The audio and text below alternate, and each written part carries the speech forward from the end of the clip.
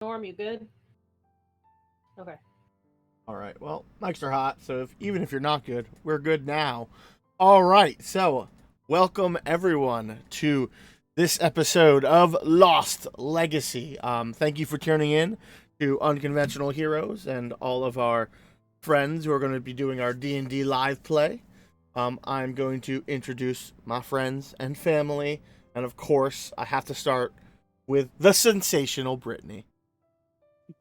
Hello, my name is Brittany. I'm playing a young shifter by the name of Bite, who gets into lots of trouble and loves Linner. Leonard is the best of it. Uh, Next is the thrilling Francis or Frank. Thrilling, I like it. So yeah, I'm Frank Martinez. I'll be playing Pecker and Mernig, the um, lovable cheese farming Goliath fighter. The breathtaking Julia. I get to say that because Oh. I'm her fiance, so but add that. Everyone should know this. Thank you. You are very handsome, GM. Do I get inspiration for saying so? No, I'm kidding. It's fine. Flattery will Anyway. get you most places, but not But inspiration. not there. I know. It's fine. Only you guys can do that for us. Anyway. So I'm Julia. I am playing Mag Dag Silver Crown, or just Mag. She's an elven ranger, and projects and stuff I have going on. I have Fridays. I usually run Curse of Strahd here on Unconventional Heroes. I remembered this time, so Nice. yeah. Hey. Bye. And I'm still working on my novel as always. That's it. That's my life. Then moving on is the striking Chris. Ooh, striking. I like. Yes, I am Chris. I am also known as Mr. DM on the Players and Creators channel. I am playing the dashing human rogue Dimitri, who is kind of like I guess the resident bad boy of the group. And I on my Players and Creators channel, I run 2 games. Tomorrow we'll be doing Lost Mine with Gene and Julia. Next week we'll be starting up a Wildmount campaign up again, and I do Friday Night Magic on Friday nights at 8 as well. Very excited. I'm excited because we missed last session. And then moving on, my brother, the electrifying Rennie. Oh man, that's a lot to live up to. Well, I was hi. gonna give you the rock intro, but I was like, that's probably copyrighted. I can't be like the most electrifying Down man notice. in tabletop games. You could have been like, "Do you smell what the boulder is grilling?" Yeah, You know, you could have just changed it up. My bad. I'm Rennie. I've been in Unconventional Heroes in various projects. Curse of Strahd, I'm a player. Dungeon Delvers, I write and produce a lot of that content, and I'm here now too. I'll be playing Disbin Tinderfoot, the Goblin Paladin. Eh? And last but not least, the powerful gnome. Norm, not gnome, but he could be if he wants. I mean, He is both a gnome and named Norm, so all of these things are true. Hey everyone, I'm Norm. I'll be playing Kellen the Gnome. I'm also Peckering's brother. You'll kind of see that we may not look like we're brothers, but I assure you, in fact, that we are. And I'm looking forward to playing the game tonight. All right. Well, thank you all very much, and I am your GM, Gino, or Gene, but Gino works. So just like Chris said, you can check it. All right, I'm getting a reverb on something. Yeah, Sorry. I'm hearing it too. All right, let me just check settings. Speed. All right. Hopefully it should be good. All right. This is all part of it. All part of it. Oh, our music. So back to what I was doing before I interrupted my own self. You can join us Fridays for Julia's Curse of Strahd. Rennie and I do Dungeon Delvers on most Mondays. We're gonna be doing Wednesday. Rennie, I think it's coming through yours. Yeah. It reverberates. Yeah, so. it sounds like it. Sorry. All right, I will check all the things. I think I'm muted in all the places, but yes, I will double check. No problem. And again, Wednesday we'll be joining Chris for Lost Minds of Fandelver. So thank you all for joining us and helping us get to where we are today. So we have a fun channel point thing with your little potion bottles that you see right below the chat, and you can use those to buy inspiration for both myself and the entire party. And hopefully you do that because they might need it. Also, last we left off, a calamity ensued. The party, these wayward teenagers who were paying their debt to society as they should, were accosted at first by bugbear teenagers who were trying to make them pay a, not realistic toll. And then as they were facing those bugbears, a group of goblins coming to take revenge for what Dimitri did and the party did, humiliating them and defeating them in the marketplace. And as you all learn, they seem to be sent here on the order of Wegtib, the goblin mother / leader of the clan. To emphasize something is all laws pertain to within town limits, much like the Wild West, and all of these farms are outside of the town limits, just in case that has any bearings. So what we saw in last week's episode, Dimitri and Magdalene went toe-to-toe with 5 or 6 goblins. Pecorin dunked a bugbear over the side into a river. Dizzy had to get real serious and held off some bugbears that almost took him out. Bite wrecked some dudes and may have killed a man. Who knows? But everyone seems to have gotten to the scrap. Of the goblins that showed up, I believe there were 5 or 6 of them. Only 2 escaped, with you also defeating a warg. And there you did notice that I believe her name is Moore. I think that's the correct one. She was the female bugbear trying to convince her brothers not to be idiots. And it didn't really work, but you did manage to knock out one of the bugbears, and 2 of them have been dunked down a river, or went sailing as Moore did help wrestle one into it. So, we are going to be picking up right kind of where we left off with this, pile of bodies, and the aftermath. And also, let's not forget, Dimitri made a great sacrifice. He felt a potential inside of him, and in a desperate act to be able to fight with 2 weapons as he could not find one, and Magdalene went down, he pulled on something deep within him, a point where his headaches formed, and from that, a strange shard of almost crystalline energy manifested in his offhand. But as that manifested, whatever that was drew some sort of life force or potential that Dimitri could not quite grasp, and so it reached out for the closest thing, and in doing so, the life force of his pet mouse was drained.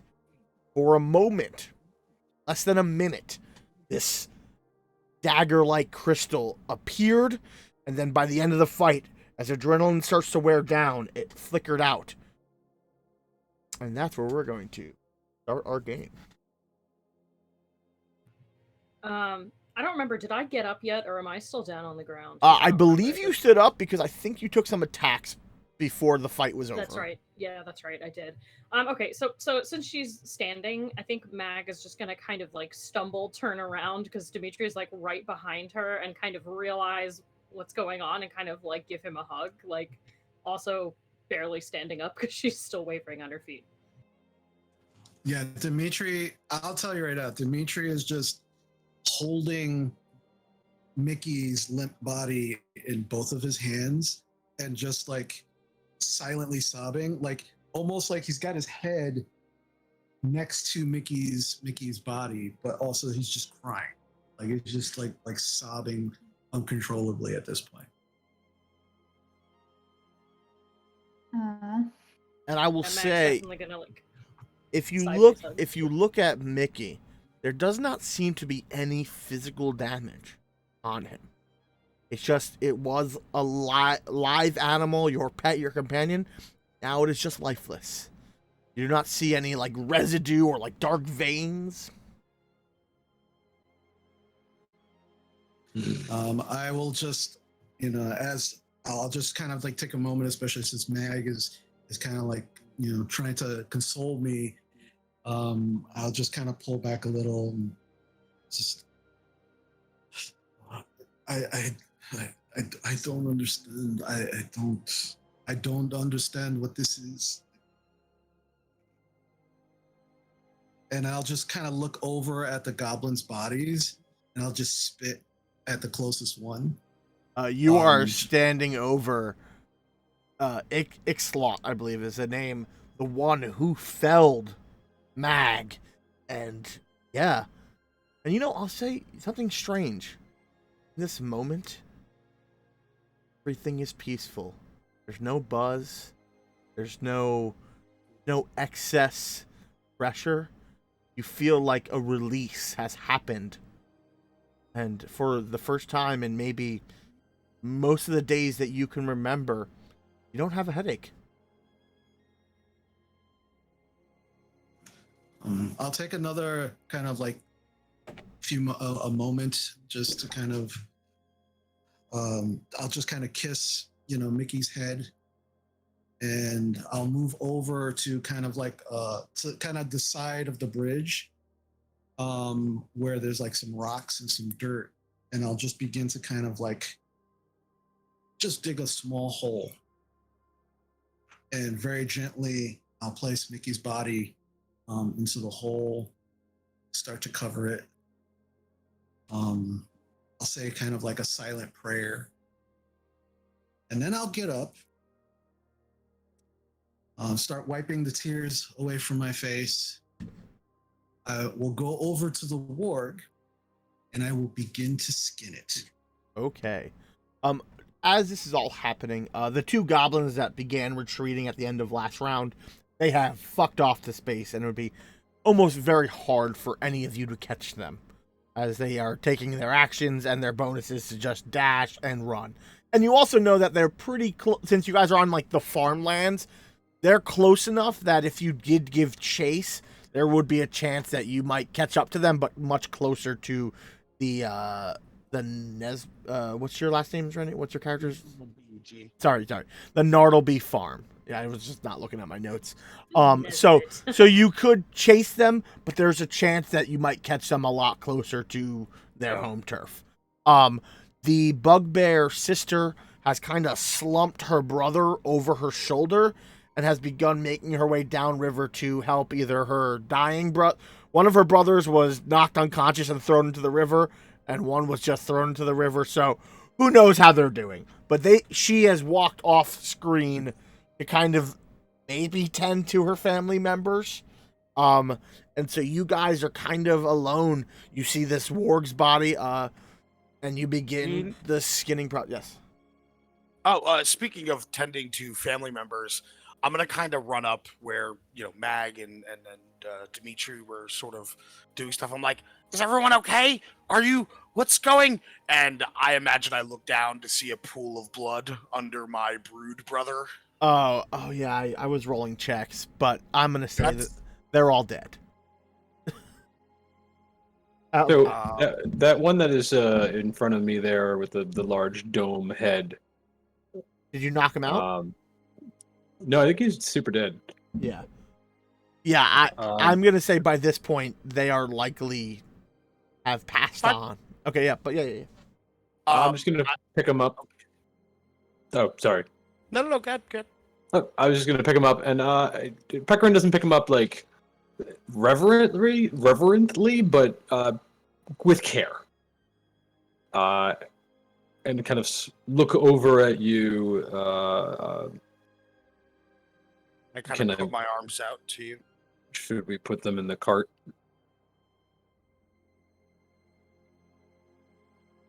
Gene, how far is my family's farm from here? Are we super far? Medium Probably far? like a quarter of a mile. You're closer. You're literally like, much less of a distance to Mernig Farm than the Nartleby Farm because you're on your way there. Yeah. And the cart is currently full of so much iron. Yeah.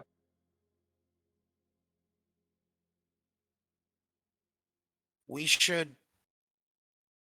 I know Wegtibs would want their bodies. We have a saying in the Nartlebys: we are born in the dirt and we return to the dirt. It sounds a lot worse in Goblin. But we can't take them to the farm. No, we can't. There is dirt here, and Dizzy kind of looks to the side of the road. Gene, there is 4 of these for my kin that are dead. Let me just move people to make sure that they're not any hidden tokens. Let me double check because I may have deleted some of these guys off the initiative and just removed their tokens. But if I am correct, there were a total of 5. Yeah, it looks right. Yeah, because there were. Yep, this is how they were formatted. So yep, there are 4 dead bodies, and there were a total of 6 goblins. So the people who got away that you would know, Rennie, are your 2 cousins, Klull and Boyd. Okay. And those who are Is there dead. a way to show the map on screen? On the stream screen. Yeah, Yeah, just so people know what we're kind of looking at. Yeah, absolutely. Not right now. Sweet. All right. Yeah. So your cousin. So Rinda is dead. Skort, Jalise, and then of course Nick Clout. And Nick Clout's like my brood brother. He's your brother. He is probably one of the ones that was the most abusive to you. I'm gonna start making my way with the body slowly towards the cart. Okay. Peck, I think it's best if we bury them here. Okay. Won't someone And, find the bodies? Eventually? I will say, Sure. why doesn't everyone make me an insight check? And Rennie, you can do this at advantage because you know your family. Insight. I did just fine. 12.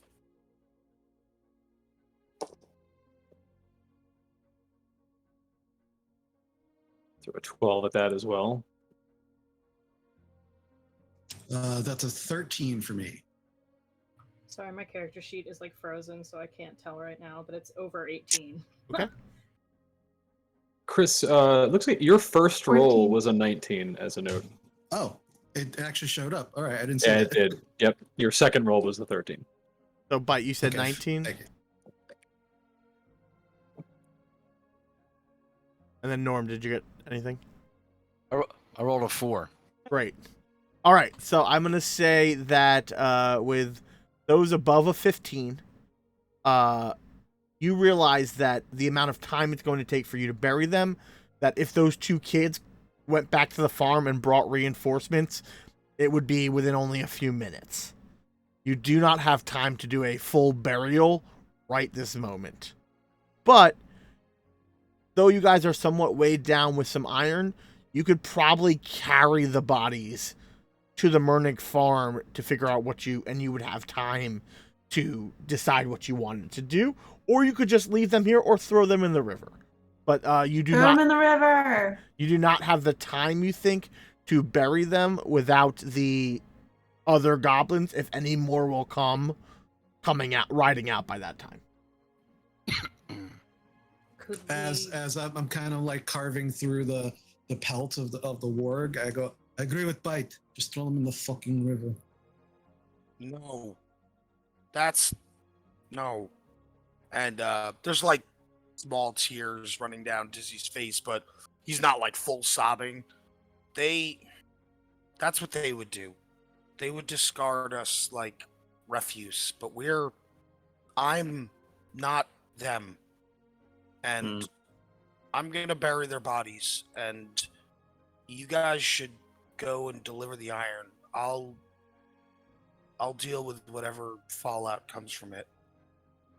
Because you're not letting you do that by yourself. They'll likely kill you. We should take the bodies. We can bury them later.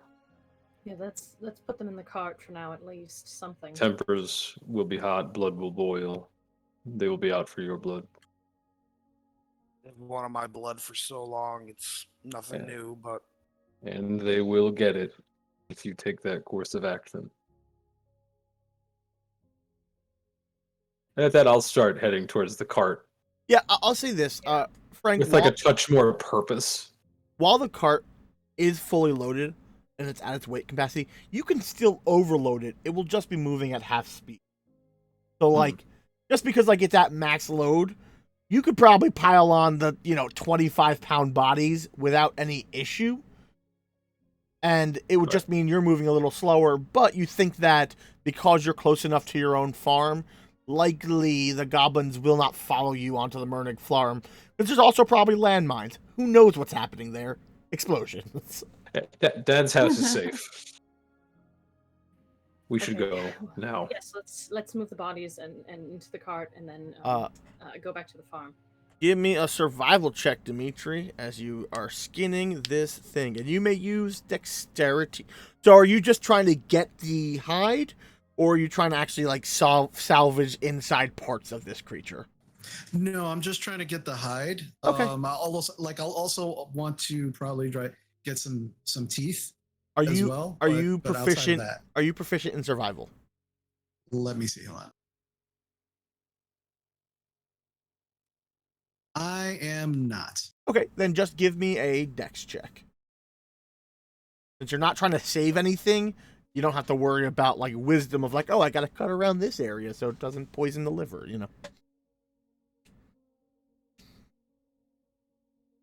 And yeah. That's a 17.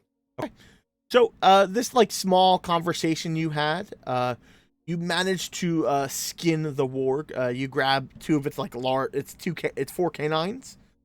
And at this point, you guys feel that you don't start moving, the goblins, if they are returning, will be coming very shortly. Yeah, I'm like trying to gently push everyone, and like, we need to go. Yeah. In the time that he's been skinning, was I able to gather the rest of the bodies, or I'm assuming others would help? Yeah, Okay, so if we're ready to go, then I will hitch to the cart and begin moving. Okay. And looking back at Disbin and saying, Dizzy, we need to go now. Come. Disbin's been kind of detached for just a few minutes that it's taken to gather this all, and he's been staring kind of down the road back towards the Nartleby farm. And when you kind of call his name, he kind of looks up, rubs his eyes, and takes a breath. Yeah, we have a job to do, right? We have to do the job. Mm-hmm. Mag will sort of stop and like kind of touch her shoulder briefly and be like, there will be time to mourn, but now we must move, and then just like keep going. And also she'll like tap Dimitri and be like, whatever you have to stop. Let's go. Do you need to throw it in the river? Yeah, as Dimitri gets up, you can see like he's not sobbing anymore, but tears are still coming down his face. And he goes, absolutely. And I just roll the warg's body into the river and then go. The organs and shit slough. It's gross, but you do. And while Dimitri's finishing the skinning, I'm looking carefully over his shoulder to kind of see the effects from the blast, so I can write down the notes later as to the effects and how it can be improved. I will say, Dimitri, the hide is pretty scarred up from, looks like flame and shrapnel licks. They're small, but, it was enough to burn this creature to death. So, and also so you guys... Norm, you begin kind of making notes in your head because you don't really have time to write it down, but you're like, I'll remember it and I'll do these calculations. And you're like, oh wow, I've never seen this arc before because I've never done this. Whoops! And you guys make your way to the Mernig farm. Pecorin, you pick your path carefully through your farmland, as there are landmines because your dad's crazy. And you see a sign in the distance that says Mernig Farm, enter at your own risk. And could everyone please give me Perfect. a perception check? You got it. Thanks. I can do this thing you need. I do need it. Team, I did need help. pretty Give me good luck. Oh, you guys have a group inspiration and a Dimitri inspiration. Nice. Gene, that is an astonishing 9. Okay. 20. Ooh. I got an 18 coming at you. Okay. Thanks for the help, 21. Bean. Okay. So if you guys hold on. So with a 20, that was the key I was looking for. Especially now that you are starting to look out for these.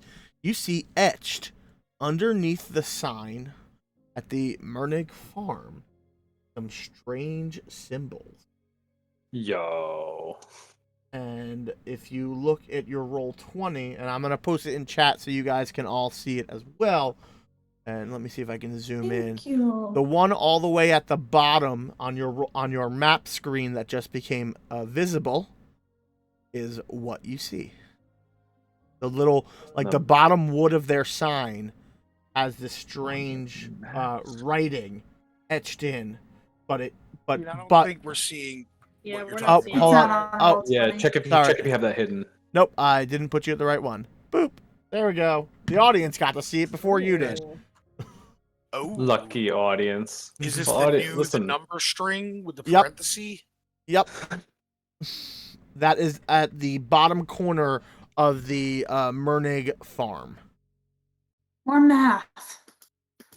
Okay. Can I understand it? So you see the arrow symbols, but Byte can translate it into that number sequence and symbols. Gotcha. Okay. So it's Izzy, like give me your book. it's etched in deep speech that she seems to understand. Right. Doesn't know why she learned this language, but she knows it.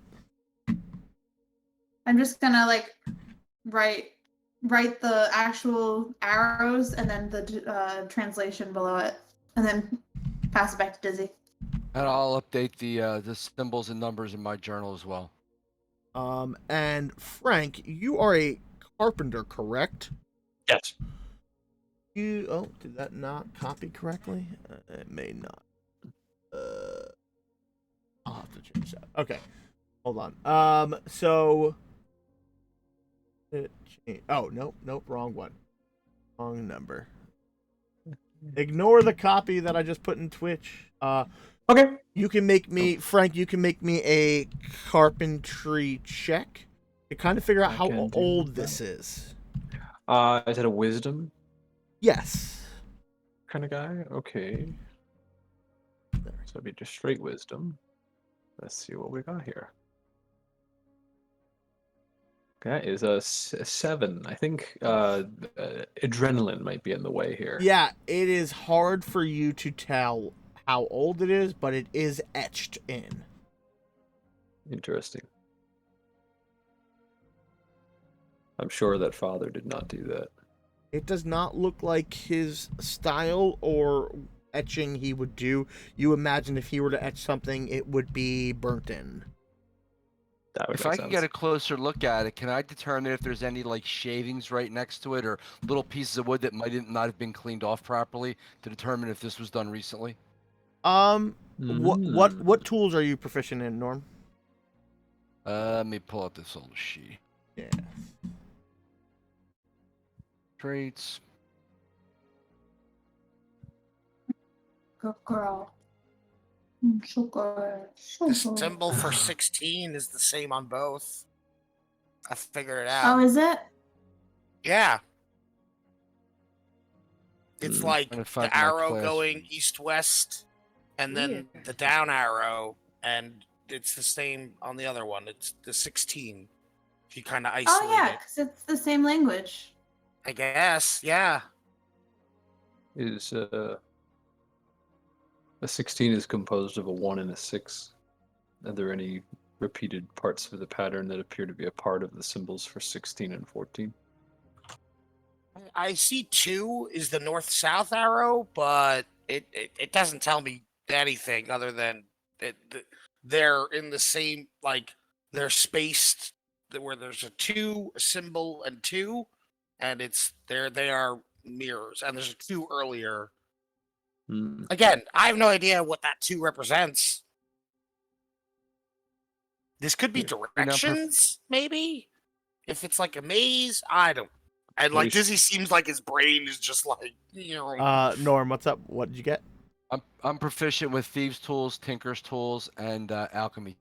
Okay, make me a thieves tool check using intelligence. So add your proficiency plus your intelligence bonus. Do a d20 roll. Oh, my sheet bag.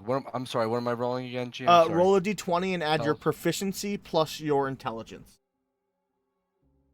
And there is a group inspiration, and Bite, you now have a personal inspiration. Yeah. 20 total. Awesome. So these were definitely done with thieves' tools.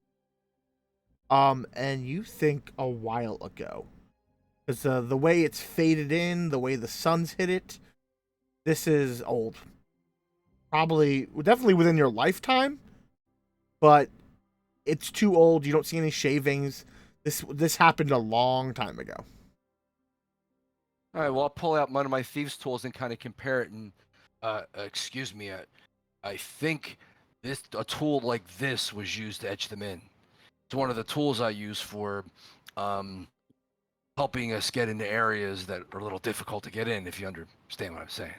Look right here. You'll see. You'll see it's about the same size and width. I don't see any residue of any wood or anything there, so I think this probably been here for quite some time. So whoever did this had the same kind of tools you do. Oh. Oh, they're somewhat common in certain fields. Yes. You watch as Dimitri actually starts pulling at his own. And it says, like these, right? Yeah. Yeah, like those. If you put yours against it, you'll see what I'm trying to explain. Yeah, and I do, and I just like flip. We should press on. All right. And yeah, We're not far. it's right at that like tiny corner. If you weren't looking for it, you wouldn't have noticed it. And you've lived here for years, and you've never noticed. So you guys, past the danger zone that is the first half of the farm, which is generally right near your dad's workshop, and also where trespassers might blow up. And there is blackened ground to each side of this trail, which is where this farm got its name, the Ash Hearth Farm. And you arrive and you see your mother's in the distance at like a small cabbage field and like other small greeneries, and she's like chipping and chirping, and you see some like badgers kind of like perk their head up, then they like dig a hole, and then another badger comes and plants a plant, and they move on, and she's like, and they're like, and like they seem to be having a conversation, and you see that the farm work is being done by these small critters, and she's just kind of directing them. Then you see a very small patch, which seems to be like no fences, no nothing, and you see animals wandering in, eating a little bit, eating out, and it seems like she has like a dedicated patch of land where they can partake without any issues as long as they leave the other side away. And there's also water troughs set up. It's both a mix of like a Disney princess and like the person who feeds way too many stray cats. Comboed as one. Love it. That's awesome. And so you guys arrive at this site, and you see your dad's workshop is closed, but you know that's where the iron is. So I'll start heading towards that way. Yeah. Okay.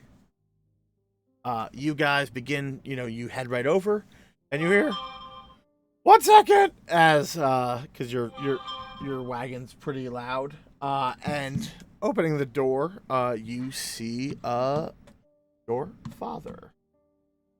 He waddles out at his like 3-foot height, and he goes, "Oh, what?" As he looks at like the small tarp, I imagine, full of Yeah. bodies. He sees the wounds throughout all of you. Yeah, like I'm still bloodied at this point, so I'm kind of a mess. He kind of like, so he looks quickly to the left and then to the right. He goes, "All right, children, I knew this day would come. Follow me. Grab the bodies." Mr. Mernig, What? what do you plan on? I don't Oh, know if I'm. we're just gonna put him in some barrels full of acid and lime. It'll take care of the problem. No traces. Let's go, kids. Everything will be fine. I don't wanna. I don't know what that is, but Yeah, it's probably best you don't know. Plausible deniability. Good job. Good thinking. He kind of like points at you. Need some help, Mom? I I can help you kind with of that. look at Peck and Killen like, ah. Dizzy. How is this better than putting them in nature? Oh wait, you want them buried? That seems like people could find them. That's what I said. Are we could bury them. Father, We have a whole farm. father. I mean, then they become part of the circle of life. Ooh, huh. This, I don't think this is our decision. All right. And he kind of like steps back like he was ready. And you like as you notice, like he headed over to like an area behind his thing, and you've always seen like 4 or 5 barrels there, but you assume they were for like brewing or doing other things. And he's like, "Oh, okay, yeah, what's up, kids? Yeah, what's going on?" And he like seems to like readjust, Dizzy. like he was like, oh. Dizzy, it's your call. This is your family. I mean, here's the deal. I want to be able to deliver them back to the farm, because if they're gone and they're never found, this never gets settled. It goes on forever. This grudge is forever. If these goblins died doing Wegtib's wishes and they died serving her, it might not make a lot of sense to you guys, but they're going to get fed to the pigs, and it's like a whole process, like from the dirt to the pigs back to the dirt. It's a whole thing. But I would much rather if we got like some tarps and we could like wrap their bodies. I do have to pull their teeth though. I mean, Do you have pliers? I can preserve them if you want. I was just listen. Sure. I've had some raids by the Nartlebees, and we've taken care of it. They haven't complained. Well, yeah, they're dead, Mr. Mernig. They probably won't Yeah, complain. they disappeared, and there were no traces. No issues after that. But yeah, I got pliers, and he heads into his workshop. Damn dead. This is probably going to lead into another investigation by the sheriff as we attempt to prove that this happened outside of the town. Whoa. Things that happen outside of town stay out of town. The sheriff doesn't wander out here. He knows better. Yeah, but we have to prove that it didn't happen in the town. Well, not if there's The any way the sheriff operates. If there's no bodies. Also, that sheriff hates goblins. He'll side with you. It's outside of town. This is very true. For Listen. now, then I suppose should we preserve them and worry about it later? He kind of Mr. pulled. Mernick, I like where you're going with this. But How about this? this? It is your family. How about this? Listen, you've all been through a lot. Go talk to Ellie. She'll take care of you. Let me handle this. I won't make them disappear for you, because I know you want to preserve them. I'll take out their teeth carefully. It's not my first time. I am an amateur dentist. Yeah. I'll take care of these guys. I'll drop them in some, like, pickle juice or something. It'll be fine. He's being straight with you, and I This kind of open my doesn't mouth feel up natural. Well, if you and pickle, reveal like a gnarled metal tooth. if you pickle them, they won't go bad, and then they'll smell a little better than dead bodies. I could also try to do some alchemy on them and preserve them longer, but that's up to you. That's a little experimental. No, that's Izzy, okay, I know Mr. you want to Mernick. deliver them, but like, this is disrupting the cycle of life. I mean, I think killing them disrupted the cycle of life pretty effectively.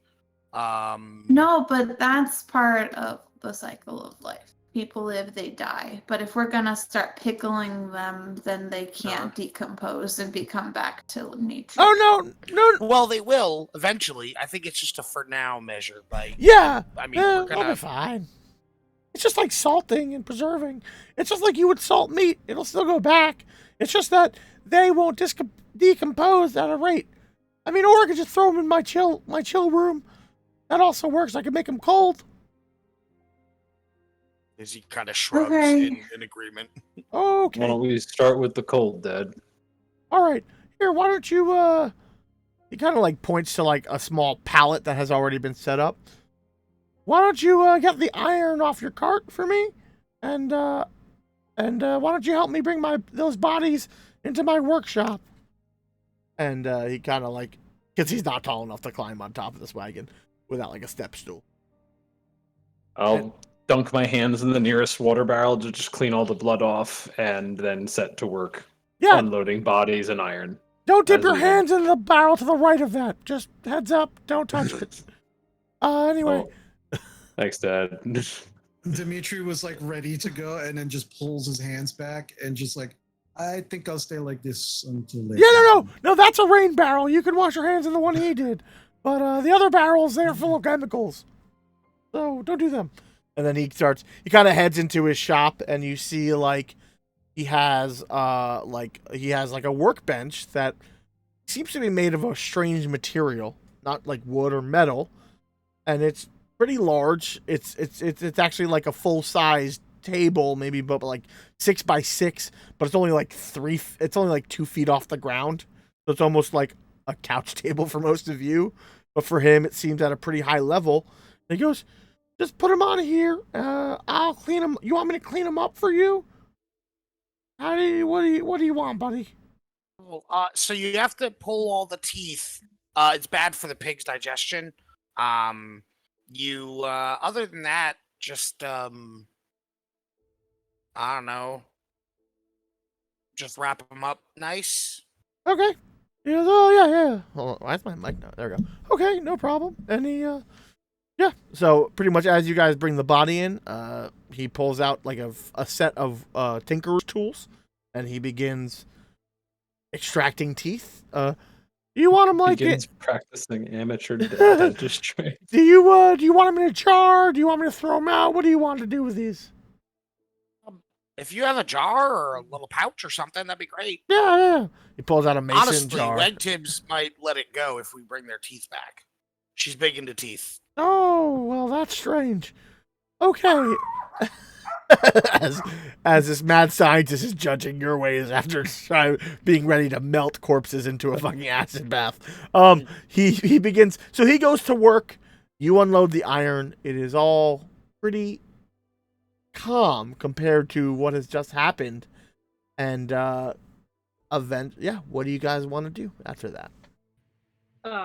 I'm gonna just kind of approach Dimitri because I'm assuming the two of us are not involved in all of that while that's going on, or possibly Bite also. But I'm just gonna go up to Dimitri and be like, are you all right? I mean, I know that's a stupid question to ask, but how are you doing?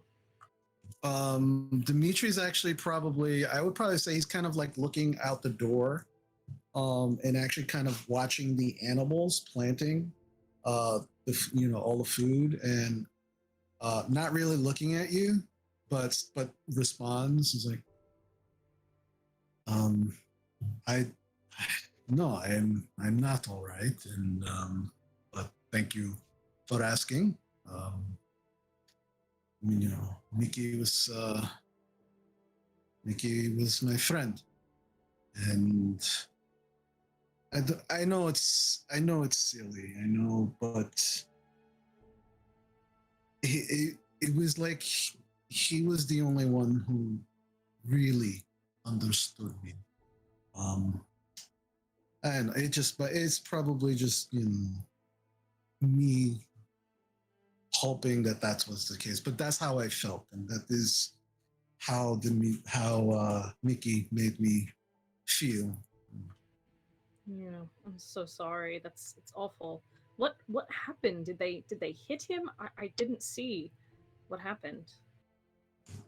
Dimitri kind of looks down at his hand, the one that had the shard in it, and just kind of like looks at his hand, and then kind of looks up again at the animals, towards the animals, and he's just like, I you were on the ground and I did not have my dagger, and something happened, and my headache, the pain went away.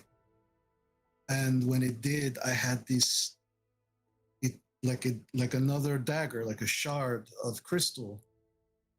But the process of doing that, for what I don't understand why, it killed Mickey. So I felt them go, and I don't understand, but I have no more pain, and I like to think that maybe that was a gift from Mickey.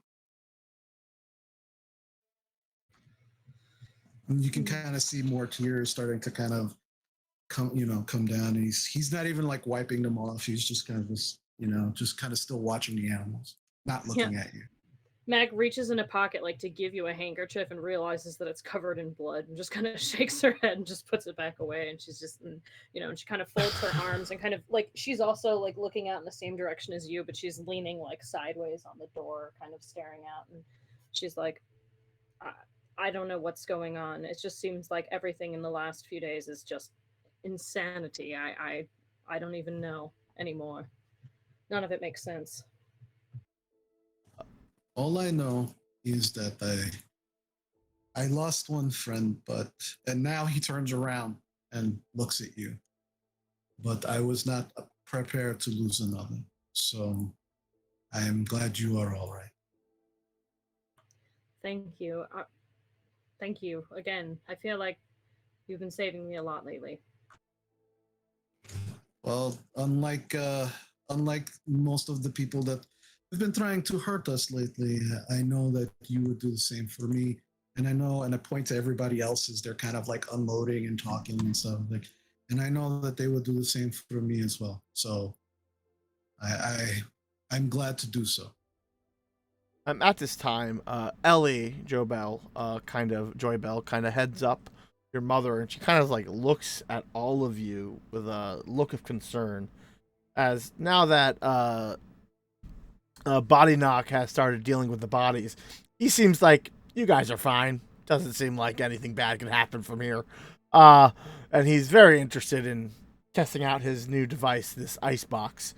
That's never been tested before. And he's really excited about that. So, Ellie's like, oh, are you children all right? You don't look so good. No. Okay. Here. She kind of like reaches her hand out because she's also only like 3 feet tall.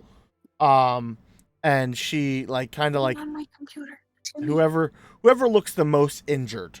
I imagine that's probably Mag. I'm not sure. I think so. I'm at 7 out of 7 out of 12 or something. You may not be the worst, but she will reach her hand out to whoever looks very injured and goes, "Here, come with me, children. I'll take care of you."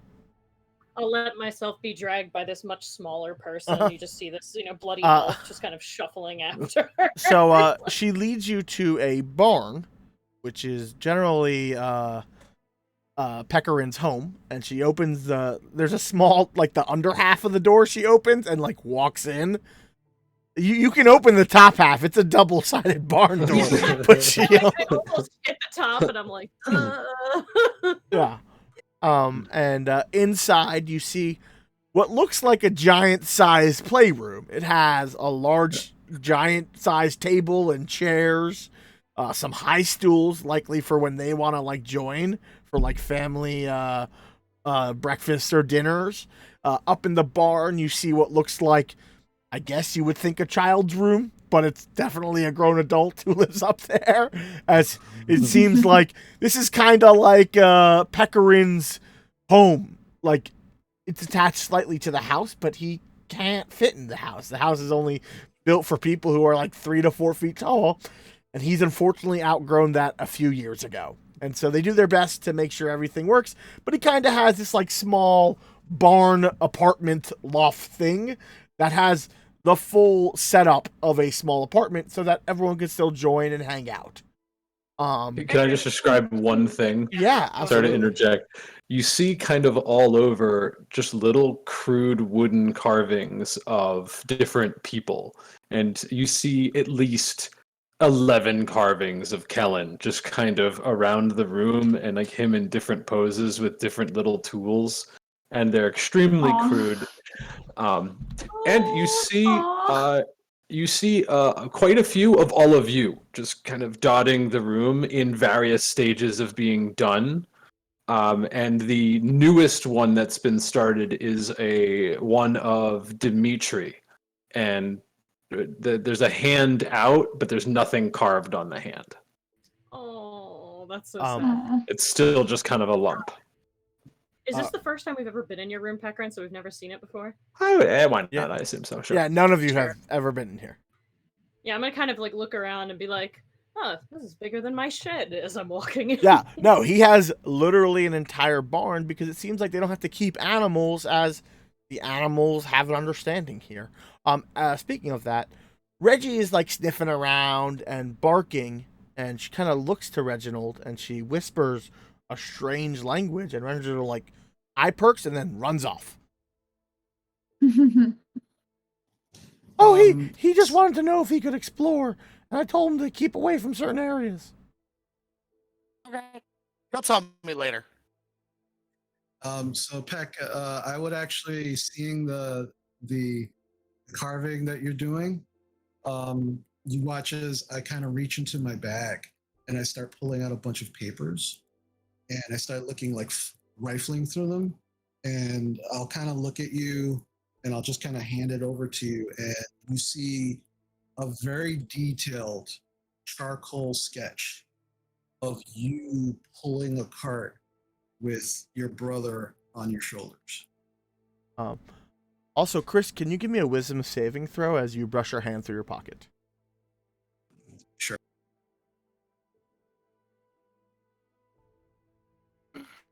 As you hold that out, I'll kind of look over at you very solemnly, and you can see, I don't know, maybe between the last 2 days and now, Peck seems to have kind of like gotten his first crow's feet in the corners of his eyes. Like, almost looks like he's aged a little bit. Maybe not crow's feet so much as like almost like cracks in stone. He looks over and it just gives you an appreciative nod. And I'll just kind of like hold it there, kind of like handing it to you to give it to you as a gift. Oh, thank you. And Peck will take it. And Gene, that's a 15 that I got. Okay. As you brush through your pouch, your knuckle grazes a strange crystal coin. And as it grazes it and you're reaching through, you hear the slight like cheep cheep of a mouse's noise, but it's so faint that it could have just been in your head. And you then hand him the paper. Okay. Quickly, I kind of dust a few things aside and move some models and give that piece of paper its own little place of honor on a desk. And pointing to the one of Dimitri, I say, I'll be done with that soon. I was going to give you that. Thank you. I appreciate it. Yeah, I hope you don't mind. As I sketch everyone every now and then, and I see what you are doing, and I kind of like motion to everything. It's like I just thought I want to say how much I appreciate you and your brother and your family for having my back. So thank you. Big meaty paw on your back. Ellie kind of like acknowledges. She goes, "All right, Peck, why don't you pull out some of those hammocks that you hang between the horse stalls for your friends, and I'll start patching up everyone. Come here, Miss Little Mag. And she kind of like reaches up to you. Miss she- Little Mag, as Mag like walks over and is definitely like twice her She- size, but honestly like submits like a kid would, like, here's my hand. Okay. She kind of like pulls you into a private stall because you are a lady and she's not going to expose your bits to everyone.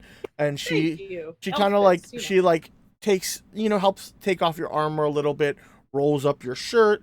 She begins cleaning your wounds and wrapping you up. And everyone, she will begin this process. So you guys are now considering taking a short rest, as you can heal a hit dice, and you can add 4 hit points if you're using hit dice to heal with her medical aid. Nice. Okay. Because she'll spend that time patching you up. After a little, and so it's about an hour of like, calming everyone down. Your nerves are a little more settled. Everyone's unarmored. Everyone's bandaged or patched. Maybe a healing here and there. And you guys are now kind of together in Pekarin's little home, but also kind of the extension of the Mernig homestead for larger folk. Yeah. I'm all better. Oh man, Peck, is this your bed? And like Dizzy leaps into it, sending out So, hay and dust. Yeah, and doing like little goblin angels in your, 3 times his size. Oh yeah, bed. so you climb up into the loft and you just see this like giant hay bed that could fit like 2 pecorins, and it has a little bit of a divot in the center that is pecorin shaped. But yeah, you sink into it, man. Oh man, this is good. This is good stuff. He's got it good. Oh, Dizzy, you know what? You're a guest. Why don't you take my bed, and I'll take one of the hammocks. Oh no, it's okay. You can have your bed. I usually sleep in Reggie's bed. This is great. Then I like roll around. Mag comes out all bandaged up, like when she's done. After I'm like, after wow, the that's twice your. That's like so big. Look at you have so much room for activities in there. Yeah, and you're also this top area is like his room. So you see like shelves covered in weird gadgets and gizmos, most in like mostly disrepaired or broken states. So you can't quite sure what they did. You see there's like a crank. I just start touching stuff. Like I'm like, oh, what's that? Yeah. Some start making like one's like a noisemaker. It's like clack clack clack clack clack clack. It just seems entertaining. You do see there's a crank on the wall. And it looks like a hand crank. Yeah, as you begin to crank, that big barn window swings slowly open, and it's like a weird mechanical like pulley system that takes very little effort to use, though Pecarin could probably just open it with ease. It seems like a small gadget that his dad made for just the reason of making things. Cool. The whole time this is happening, Dimitri is kind of looking a little worried, knowing that there are like landmines all over the farm, and that Dizzy's actually touching all of these things. He's like stepped like 10 feet back away from wherever Dizzy is. So on one like small, maybe like 10-foot section on the second floor is curtained off with like heavy black curtains that don't let light in. And that's the only place Peck, what are those curtains for over there? Fine question, Gene. What are those curtains for? That is the area that your dad's telescope is set up so he can see the stars. Oh, House. that's where Dad goes and looks at the stars. Oh, okay, I was wrong. Oh, okay. That's very nice. He sees all kinds of wonderful things. He's shown me there's dragons in the stars, giants like me. Kellen will walk over to Pecarin's dresser, and there's like a little figure there of his son. Kellen will touch it and do a little manipulations with one of his tools, and you see it starts to emit a light. Yeah, this is his nightlight. get scared in the dark. Sorry, I Not know I all, wasn't supposed to and it's talk. okay. It's not all the time, but I'm maybe once in a while. I It's mean, not a big thing. listen, it's all right, buddy. You're alone up here. We would stay, but our beds are like really comfy, and we don't want to like have to come all the way out here. It's really far. But we I don't love know you, how you son. sleep on feather beds. Too soft. That's true. Your dad did made sure he had that iron spring with the board beneath your hay. So hopefully that'll give you a little bit more support. I don't know. I'm starting to think that that's too soft. It keeps bouncing me around whenever I turn over. Hmm. Don't tell your dad that, or else he'll make unnecessary improvements. And he kind of like keeps making a project, and you know how many projects he has. I don't know about the rest of you, but I'm thinking a nap might be in order. Yes. He goes, "Yeah, you guys, we'll bring dinner out. Why don't you settle up for the night? You're all more than welcome to stay here. Thank you for bringing the iron. I know that Body Knock is real happy about that. But you guys had a rough day, so take some time. You're safe here. No one's gonna bother us." Thank you, Miss Mornick. Thank you. And Thanks, Mom. she kind of gives you that comforting mom touch on all of like your legs or thighs. Bite, you get a little bit more toward the waist because you're a little shorter. And then for Kellen, she kisses you on the forehead, and Merne, and for Peckerin, she also kisses you on the forehead, but you know to bend down. Yeah. Just... And she Aw. kind of heads out, and within the next hour, a nice meal is brought. It's not nearly as big or hearty as the Tinderfoots. It's a lot more vegetarian based, as they don't seem to use a lot of meats because they have all of these crazy vegetables and things that grow here, but only on this farm, maybe because of whatever soil. You guys have been on the Mernig farm before, assuming you are more than a few years old, because this is where when Norm comes to town, the festival is set on the safer part of the farm. So in the distance, you do see some tents set up, as you imagine that the pre-festival people getting tents out, or maybe the Merning family has been setting up tents for when Norm actually shows up. Forgot all about Norm. Mm-hmm. It's only So much has happened. I believe after tonight you'll have I think 3 days. I'll look at my notes, but I know you have a few days, so We Yeah. should totally go to those tents before the festival gets set up. Yes, that would be fun. you guys. So Uh, yeah, you guys have the evening. Whatever you'd like to do. Cool. Once Reggie kind of finds his way back, I imagine when dinner shows up. Oh yeah, Um, he is covered in mud and pollen and things that dog love rolling into that are gross, and they're just like, "Yep, this is how I live. This is my favorite. I feel great about it." Yep.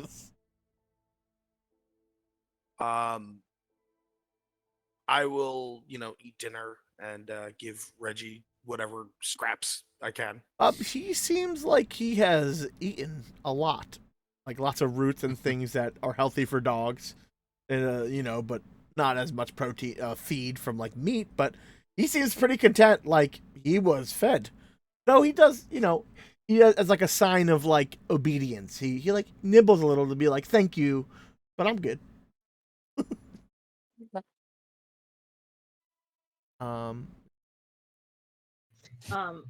Are there extra hammocks and things in here, or is Oh it pretty much yeah, just so like what- so some of these Okay. horse stalls, you've noticed like where those hooks are on like the horse stall to like hook the bridles up and stuff.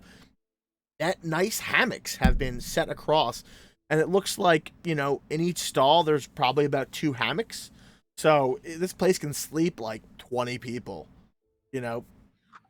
Are there any hooks that are? I know this is like a weird question because I know that these are all like kind of on the ground floor. Are there any that are like higher up on the walls? Like maybe they weren't necessarily meant for hammocks, but like holding stuff. Like, does Mag think Yeah. that she can put a hammock up high on the wall? I mean, on the upper level, there are areas to hang things. As you notice that there would have been a pulley system to get hay bales up here, but that does not seem to be assembled anymore. And you could also tie to like two beams. But you can get to the second floor and set up a hammock up there. Absolutely. Yeah, I'm gonna say Mag kind of climbs around and puts up a hammock kind of up higher, so like if they open up the thing to look at the stars, she can like see out. Yeah. But if not, then either way, she just And I will say seems this: to have no fear. Kellen, you understand how to work the contraption to look up into the sky. You know that your dad has kind of trusted you to be like, you can use my things because I know you likely won't break them. But if they break, they always break. And also there are also hay bales that you guys can just like throw a blanket over and sleep on. There are plenty of old horse blankets that are not dirty, but they're not particularly clean. They have not been used for work animals in a long time. And there's plenty of water, and you guys, like I said, you have the night kind of settled down. You've eaten like a hearty root based like stew, and it's quite delicious and quite filling. Yeah, I would probably say that Dimitri's taken like one of the hay bales and just kind of like pulled it into a corner and put like a blanket over it. And he's kind of sitting cross-legged on it, and you can see like a bunch of like parchment papers. He's got a piece of charcoal in his hand, and looks like he's just sketching. I'll, Oh, go ahead. Sorry. I was just going to say, I'm probably going to go to sleep relatively soon, but I'll whittle away at the Dimitri figure and start to work on the hand, which was intended to be Mickey. You guys want me to open up top so we can enjoy the night sky? Yes, Yeah. please. Right, Sure. right on that. So he starts grabbing some tools, go to the pulley system, and realizes the one thing's not right, so he tightens it, and finally, after about like 20 minutes, seems like it takes forever, but he's finally got the roof open. Yeah, and so kind of the curtain is drawn back, and you see kind of like this iris into like the side of the house has been cranked open, and there is a large, for you guys, spyglass looking up, but also the moon seems to come in. You do see a small ladder, so you could climb onto the roof if you wanted to. And there is this weird telescopic device, pointed up into the skies, and it seems to be able to swivel and rotate on its base. Dimitri, as you're drawing and you're kind of like hanging out in your corner, you hear some snuffling. You sort of move your papers, and you watch as Reggie just kind of plants his head on your lap and just kind of in that big dog kind of way. And Dizzy's like, and Gene, I'm gonna climb to the roof to check out these stars. Okay. Yeah, you can climb to the second floor, pretty easily. Do you want to go above, or do you want to look through the device? Yeah, no, I'm going all the way to the top. Okay. I kind of want to lay on the roof, to be honest, and just sort of like, whoa, All right. Yeah. So you climb up to the top of this farmhouse. It's probably one of the tallest places you've ever been, and you just see this open sky, and it's really interesting because when you normally look around in the distance, you might see the fog. You don't really get to see the sky. Here, see stars and moon in the distance. Rennie, make me a wisdom. Me? Oh, okay. There's a group inspiration as a heads up. This is how we learn he's a lycanthrope. Right? Yeah. Some No. exciting news to me, I'll be honest. Wisdom save, Gene, that's a 10. Okay. You see the moon for a moment. Flashes blood red. Face of Wegtib stares down at you. And here in Goblinoid. And then it shimmers back. Crap. And as you say that, you wake up. You must have dozed off. Moon's the same. Nothing. That must have been a dream. Right, I kind of peek into the barn to like check on people. Everyone's there. Everyone's laying in their respective places. I just kind of shake it off. Just as a heads up, Brittany will be right back. She had a momentary internet drop. Yeah, I was gonna tell everyone. There we go. I switched people around just so the screens are filled and not halved. But when she's back, we'll make it so we all fit appropriately. There we go. She's back.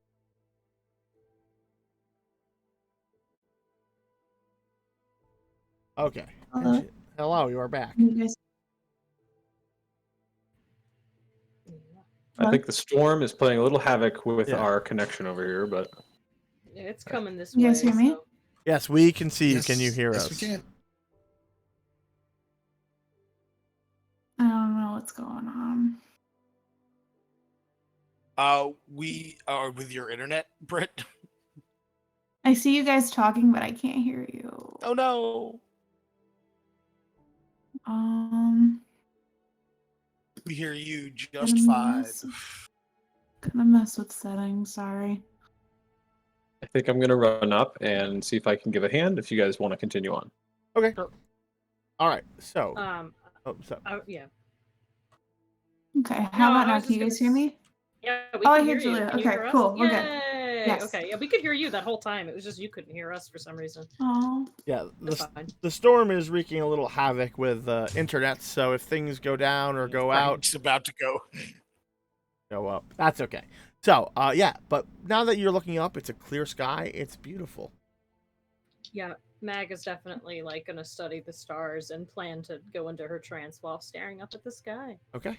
So you kind of you kind of set your hammock up kind of up there so you can kind of see the outside. And for a moment, right before you enter your little trance, you see the symbol, these stars. They seem to form a pattern like a rose. And then you see a few of that rose thorns seem to like shoot off like shooting stars. And when you kind of like shake, and then as your trance enters and you like fully emerge, it's just a constellation that very similar to a rose. Strange. Yeah, I kind of brush it off and then just go into my usual trance like I always do. Norm, are you doing anything? Yeah, I have a little secret compartment that I set up near my brother's bed when I want to sleep with him. So it opens up as a little panel, and I pull the hammock out and attaches to a little area there, and makes like a 4-foot size hammock right next to his brother's bed. Oh my god, bless. I love that. It's That's awesome. all right. And Bite, is there anything special you would like to do? Bite is gonna curl up in a ball and fall asleep. Did you take the druidic path we were talking about earlier? Nope, I've done none of it. Okay, no, that's fine. Are you going to take that one? Yes. Sure. Okay. Okay. I'm just it's going to happen at second level, and you guys are going to level up tonight. So, Bite, as you're kind of, resting for the night. You're either going to sit in a hammock or stare at the stars, whatever. For a moment, the moonlight catches your eye. Think you hear strange whispers of an ancient language taught to you specifically only by your family. Also, occasionally, you've heard, it's almost like Yiddish, where I don't fully understand it, but I can kind of hear it and know what's going on. You've also picked up those conversations with, I believe, Farah, or the Furbolg Druidess. And you know this language is Druidic, but you haven't spoken it. And as you look up, the light of the moon begins to kind of cast shadows where you are sleeping. You see different forms, kind of like kaleidoscope in. You see like a bear rearing, a wolf, an eagle. And you kind of like get into this deep trance inside you with the moon bathing you. Something awake. Something connects you deeper to your roots. Not quite sure what it is, but kind of get that feeling like I want to run. I want to soar. I want to eat with my teeth. Not that you don't now, but you start getting some of these wild instincts kind of like percolating forming as you kind of fade off into sleep, dreaming of like hunting a deer in the woods, or flying and dipping into a river and grabbing a salmon with your claws, and Exciting. and then running with like a pack of wolves. We'll continue on from there as you kind of fall into sleep. Pekarin, is there anything you're doing today? No, Pekka's had kind of a life-altering series of days, so there's been very high stress, and so Pekka's just kind of trying to steel himself, and so just like trying to get a really solid grip on his emotion, because he's very slow to anger, slow to move, slow to get anywhere. So he's just spending a lot of time just kind of being introspective. So with a little bit of thought while whittling, ultimately, I imagine he will find himself falling asleep. Yeah, I mean, kind of going through your head as you discussed, like a lot has happened. Things have escalated on a level that you never like. You were bullied before by the bugbears. You don't like it. You don't like bullies, and that makes sense. But these people came for you. They came for your friends. They came to hurt you. And for the first time, like you always look at Helen as your big brother, but you really saw your size. You really saw what you could do when threats arrived. And while it may have been shocking, you didn't feel useless. You didn't feel small. Like, you're not as smart as your brother. You're not as smart as your dad. But you felt powerful.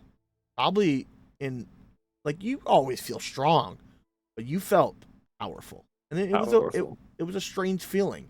Like, you never saw yourself as intimidating or scary. You never saw yourself as like this, but then you were like, wow, like we did this. And it may not have felt great, but you did what you had to do, and it didn't feel bad. And lastly, we're gonna go to Dimitri. Dimitri, is there anything special you're doing tonight? Well, yeah. So Dimitri is kind of sketching. Reggie came over and he's just kind of like definitely like just scritched him, in between his eyes and then behind the ears. Very happy to have that kind of company. Um, but I'll say that with everything that's been going on, he's actually just kind of like sketching his thoughts, and like so you can see like if you're looking from his perspective, um, onto his immediate left, there's a very rough drawing of Mag on the ground, with blood coming from her and goblins, just kind of like you can almost see like the legs and feet of the goblins. You can't actually see them. And then there's another, right next to that one, there's a picture of, you can see what is probably Dimitri's hand with the blade in between the shoulder blades of the goblin that he killed. But then he kind of looks at the third one, which is actually more sketched out, more refined, is a picture of Reggie kind of sitting down, and on top of Reggie's head is Mickey, just kind of like standing there, like this very kind of cute. And that seems to be the one that Dimitri is kind of focused on. And when he's kind of happy with it, kind of takes all the papers and kind of puts it back in his bag, kind of pets Reggie a little more, and then begins to kind of go to sleep. So you lay down in this hammock. First, your night is restless. Lost a friend, thought you lost a second, weren't ready. Something happened, something you can't explain. You have been able to explain a few things in your. This is something true. And as you kind of finally drift off to sleep, just from exhaustion, finally coming, hear the squeaking distance. You're kind of in this strange place. It's not quite there. It's almost like a blackness, but there is form and substance. Like, it's almost like the outlay of this place, but it's not quite on the same level. And everything's a little bit blurred in movement. Sitting on the table, you see a little mouse, but not quite right. fur kind of moves incorrectly, almost iridescent and fractal. Peeks at you and looks up, and you notice it has 4 legs, except one of its legs, where Mickey was missing, seems to be this crystalline structure of like a facsimile of a, kind of like looks at you like a familiar squeak. I'll try to kind of go over to it and kind of go to pick it up. As you kind of will yourself, instead of walking forward, you kind of drift. And it kind of like blurs around you with like movements, almost like you're like kind of like light is kind of like moving slower. And you kind of appear at the table, like thrusting motion, and it's closer. And it seems to be slightly glowing and pulsing. Without hesitation, I will put my hand out to try and get it to come into my hand. And as you kind of do that again, that like blurring motion, it's in your hand, and you feel a weight. And it kind of like looks up to you as it like looks around your hand, looks up, begins scurrying, and you kind of see this movement again with like the tracery light moving up your arm as it crawls up you, and you feel a familiar weight. Again, pulsing, rhythmic pulse. I'll actually start, thinking that, this is kind of like Mickey coming to me in my dreams. I'll be like, Mickey, I'm so sorry. I thank you so much, but I'm so sorry that you had to go. Thank you for helping me save Mag. I thank you so much for that, and thank you for being my friend. Kind of like wraps around you, and like there's a light like peck on your cheek, and then heads into your pocket where you keep some like snacks for it, and you see it begin, eating. For a moment, you get a flash in your brain, and it's hard to figure out. It's not like language, but you kind of see an image of like crystalline cavern, but in the distance, in this like cavernous region, you see structures, but they're like faded and out of tune. And as you kind of like look back down, the mouse is in your hand. Wake up from your dream after a full night's rest, and clutching in your hand a crystal coin, one that was in your pocket. You also notice your drawing of Mickey on Reginald's head is also on the table, except it's not as you left it. That's strange. I could have sworn I put it in my bag. And when you lift it up, that mouse has that same crystalline leg saw in your dream.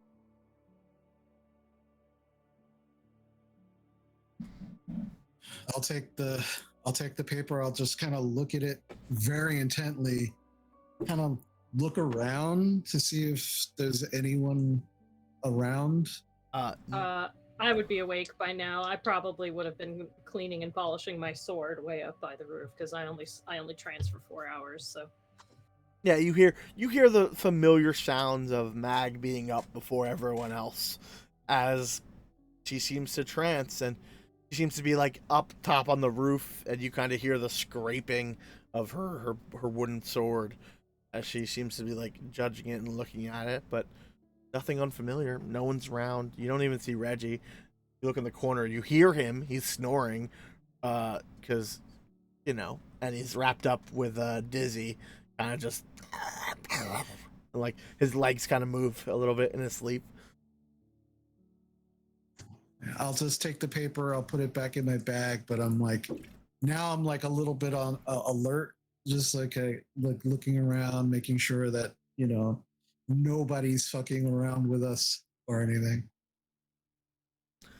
So I'm gonna say this is so we're going to take our break now. But before we take our break, after your long rest, everyone is going to level up. So we're going to kind of do a little bit of that on screen, and then when we come back from our break, everyone will be leveled up. So what we're gonna do is we're going to do our hit points for everyone leveling up, which is they will get to roll a hit die, and then I will secretly roll a hit die, and they can choose whether they want to use theirs or mine, and then they won't know which is better, but they can make guesses. So and then we can kind of go through that. So whoever would like to start,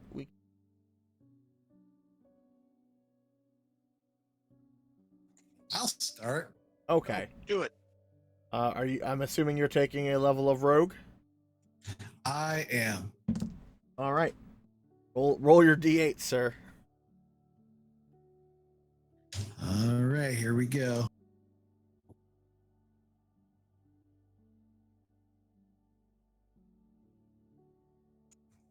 Oh, that's a 1. Ooh. You want to take mine? I absolutely want to take yours. Well, that's a 6. So good for you. You've Nice. chosen well. You've chosen wisely. All right. Who is next? Yeah, I can go for that. All right. Frank, are you a fighter? So D10. D10. All right. Okay. Where? Oh, geez. I guess I wasn't exactly ready. Where is just the roll a die that On your choose a die to sheet, roll? there'll be like a weird D20 circle at the bottom left. You click it, it'll give you like a whole dice menu. I don't have that. Hold on, let me go full screen. No, I don't have that. That's weird. You might not have your digital dice activated. That could be the case. So, Got a physical die in front of you. yeah, I don't have one of those. Oh, my dice. Hold on, here we go. There we go. That's my dice. Like, oh, that's just to choose the settings for my dice. Cool. I'm glad I could come along and completely halt the game. It's fine. All right. Well, how Good, about man? this? I'm ready to Okay, go. someone else is ready. We're ready. Yeah, yeah. If somebody else jump in, All right. I'll figure out where to roll a die. Julia. I'm Right. taking another level of Ranger, so Alright. it's D10, Yes. I think. Okay. Come on, D10. Give me something good. I think I'll take mine. Okay. Cool. I rolled an 8. That's, Tell me you rolled a 10, because I'll be mad. I did not roll a 10. Oh, okay. Good. All right. I keep my 8. All right. Who would like to go next? Yeah, Diz, you've been trying to raise your hand a couple times, so roll that die. Cool. Yeah, no, I mean, I figured I'd let people go. Sure. Gene, I am doing the Paladine. Mm-hmm. D10. I got a 6. And that seems like a really safe bet. Can I use the group inspiration? No, I'm kidding. No, Kidding. no, you can't. I'll go with the 6. I'm gonna play it safe. Okay. Okay. All right. Who would like to go next? We have Norm, Brittany, and LaFranc. Which dice are we rolling? For this? you, if you're going Druid, it's going to be a D8. Cool. What'd you get for mine, Gene? Can I know? It's a 6. Yours was a 6 already. So I was like- Perfect. Perfect.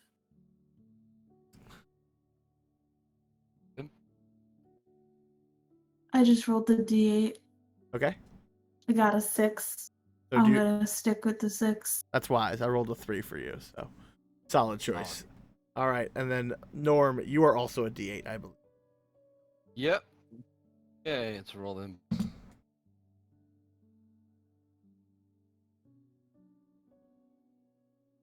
Here we go. I rolled a 7. I will certainly keep. That's wise. I rolled a 1. And then lastly, Frankie, have you figured it out? I refreshed the page and now I have dice, so it must have just been a goof of the system here. Alright. And I will now roll a die. Yeah. And I have gotten a 2. Would you like yours or mine? I will take yours, sir. That's a wise choice. You got a 10. Oh, Ooh. I'll take it. Thank you. Look at that beefcake. Yeah. I shall be the cakiest of the beefs. All right. So just to let everyone know, we're going to take a let's say 20-minute break, just so you guys have time to adjust your character sheets and also run and do whatever you have to do.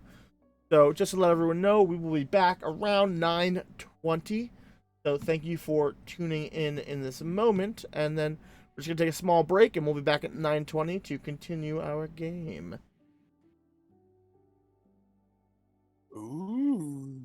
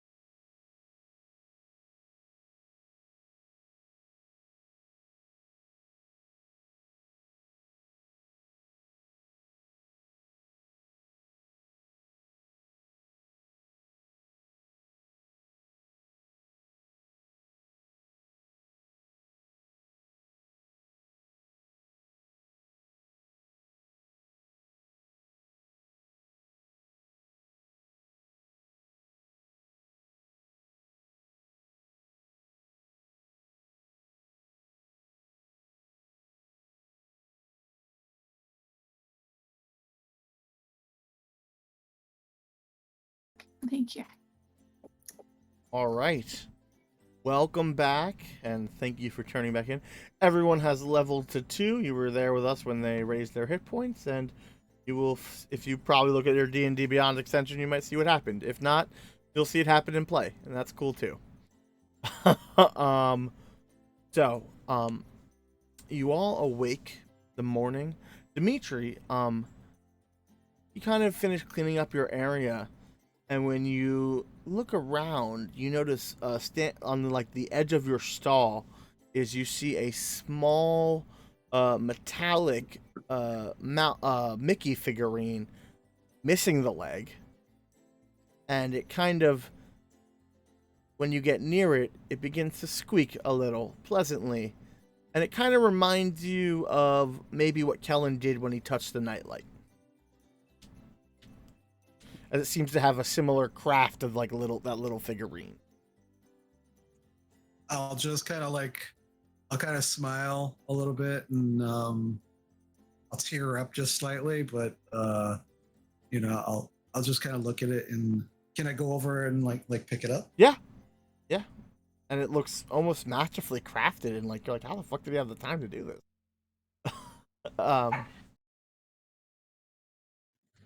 Yeah, I'll go over to Kellen. I was like, Kellen, did you do this? Well, when you first look over at Kellen, you notice he's in bed, appears to be sleeping. But when you look at him, you catch him with his eyeball, and he sees that you notice him, and he closes his eyes, and horribly tries to pretend he's still asleep.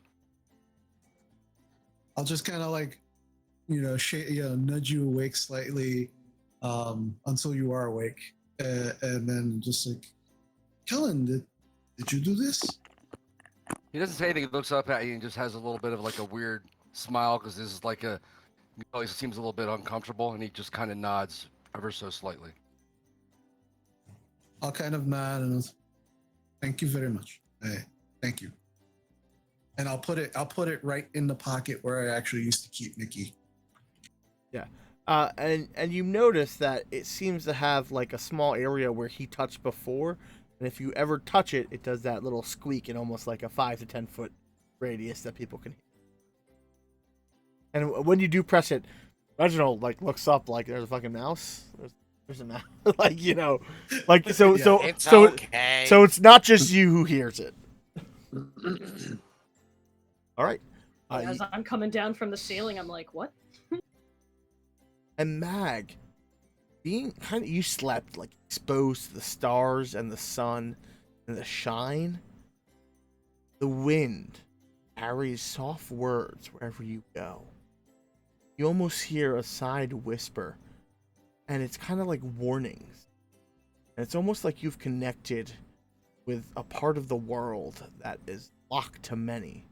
And it's just start noticing even the slightest movement around you. As something maybe you forgot, finally remembered. Instinctual training. Kind of, you almost have a sense of everything almost around you 10 feet. It's a really weird feeling. You can close your eyes and you know exactly where like Reggie is, or the chair that you couldn't see.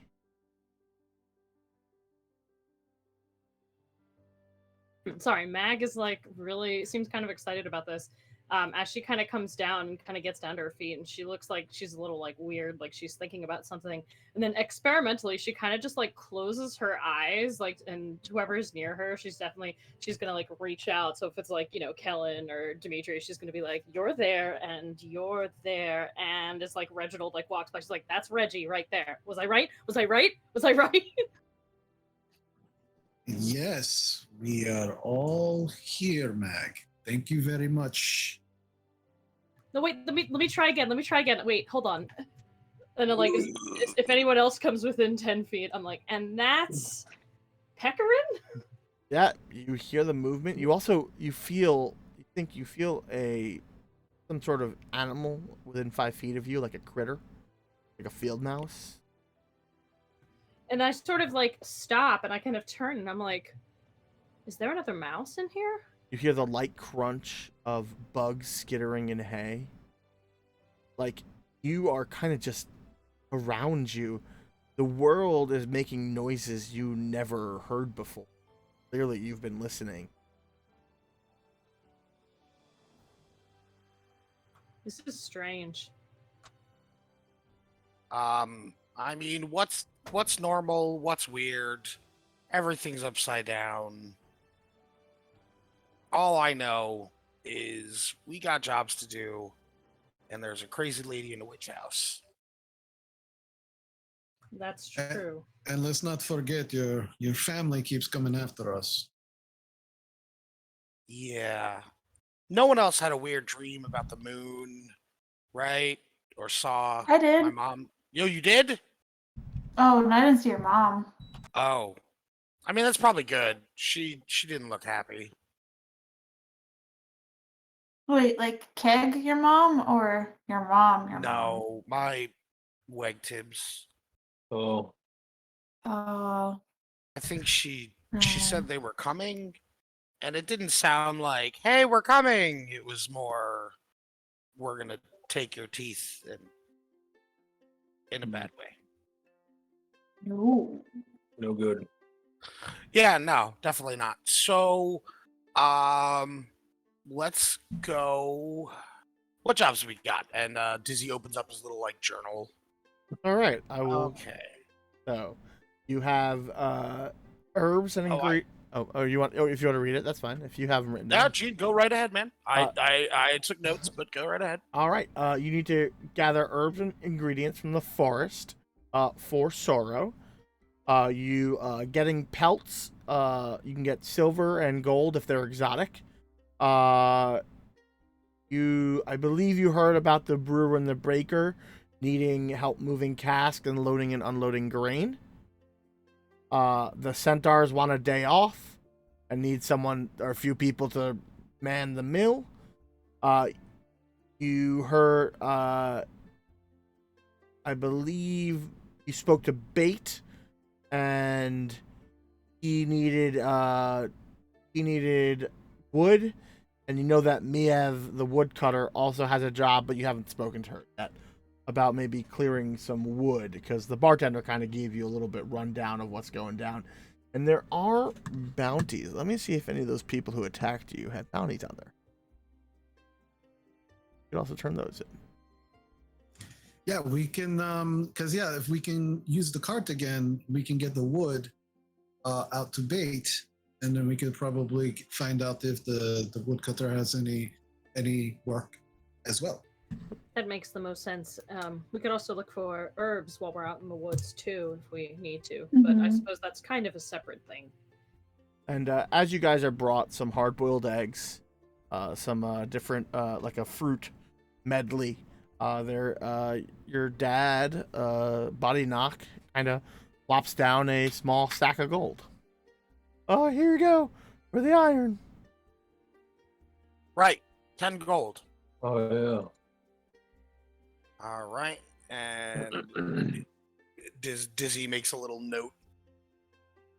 All right, guys, we got 30 gold saved up, which I think is enough to pay most of our bounties, but or bail, I'm not sure.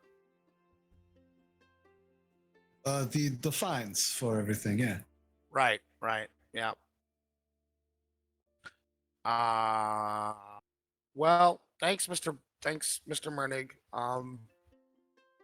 I guess we'll load those bodies back on the cart, and maybe we'll stop by the Nartleby farm very, very quickly. Kind of like Maybe. It looks at you like, I don't know if that's wise. Is there a place that we can kind of leave them that you know your family might actually find them that is not close to the farm? They stick to the farm They stick to the farm a lot. Yeah, I know in a couple of truffling spots they check out with the pigs. Yeah, let's So- leave the bodies there. This is probably our best bet. Also, Gene, are there any bounties for any of them or no? No, they were all fresh. They were all not. They were not criminal yet. Seems like the others were probably recovering or hiding off in the farm because they had bounties on their head. Oh, do you have those teeth, Mr. Mernig? Oh yeah. Come on. He kind of hands you a small mason jar of sharp, jagged goblin teeth. I shake it around. Also, he goes, Dimitri, I took the liberty of cleaning out that hide you skinned, because I didn't want it to go bad. So it's all stretched and cured overnight, so it's good to go if you want it. Well, thank you, Mr. Mernick. I appreciate it. Yeah, I'll go over and start rolling it up and putting it back on the cart. He goes, yeah, there's a bit of scorch marks.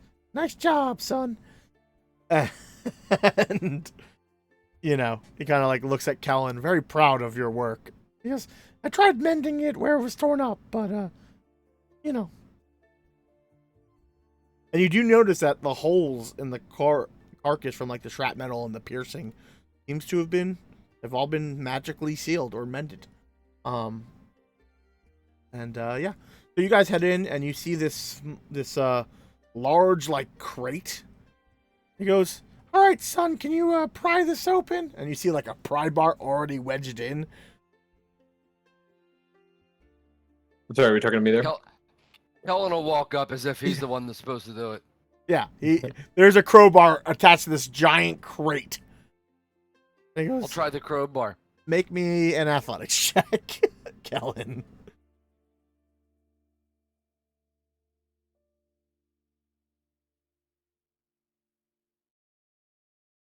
$13. You go, and it seems like it's sealed, not with nails, but like almost vacuum sealed. You can't get it off this whatever. Gene, base. is he like hanging on it? Yeah, I mean it's set at low level because the dad obviously had to do it. Would it be possible for me, without him seeing, to like reach over with a couple of fingers and just push on the very end of it behind his hands? Sure. Make me an athletics check. I'm gonna try to make him feel really strong if I can. All right, athletics. Here we go. Roll it. What'd I get? A 12. Okay. You unfortunately I'm only using 2 fingers. You unfortunately can't make him not notice, but with your combined efforts, it pops open. This wash of cold air. Could I get a Constitution save from both of you? Ruh-roh.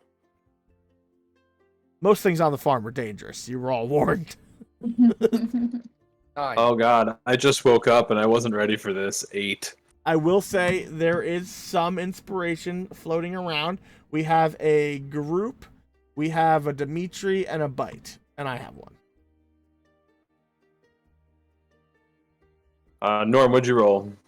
I rolled a 9. I guess this is not a magical effect, right?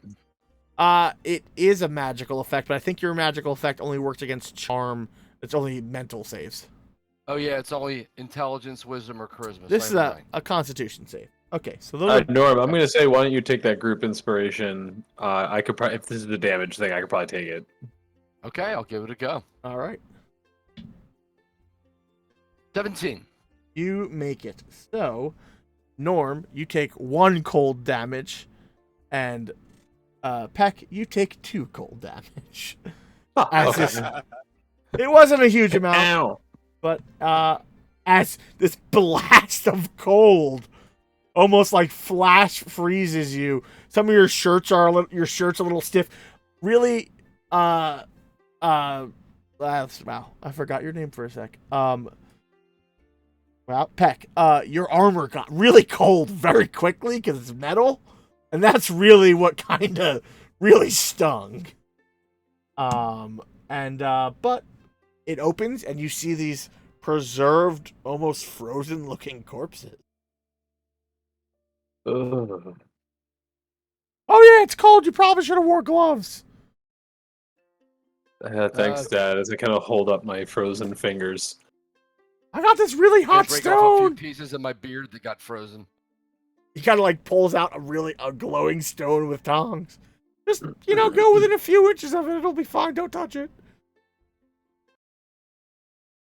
No? Okay. He puts it back in the forge and he just pulls out a piece of coal. Don't need that. But once that initial blast, and now that the air is mixing, it is no longer so freezing that it hurts. And you guys can easily pull out these frozen corpses, and they are preserved until they melt, as they have been likely flash frozen. I will begin loading the cart with my brethren.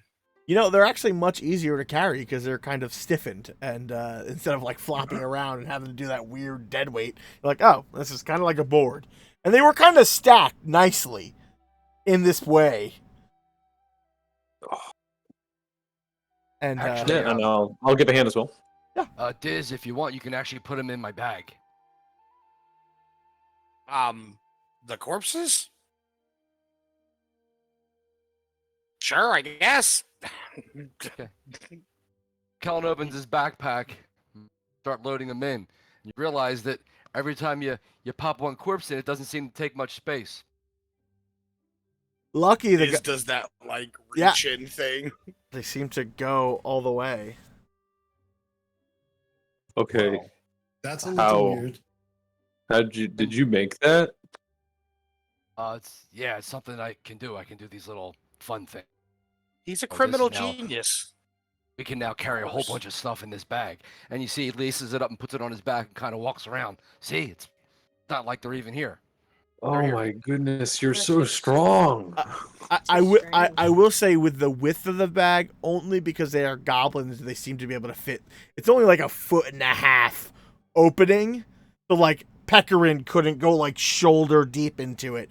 Probably the only people that could fit like crawling in or like being put in perfectly is like, Dizzy. Bite could have a chance, but it'd be a real hard squeeze, and it would really be dependent on how she did it. So she couldn't do it with ease. But yeah, it seems like a sack that he's attached these like backpack straps to, and they go right in. And That's amazing. Yeah, That is really cool. All right. Well, Mr. Mernig, thank you for your hospitality. I'll let the tenderfits know that you got your shipment. But I think we're gonna hit the road. Oh, okay. Hold on, man. Okay, sounds good. Good job, Kellen. Nice. That's a good start.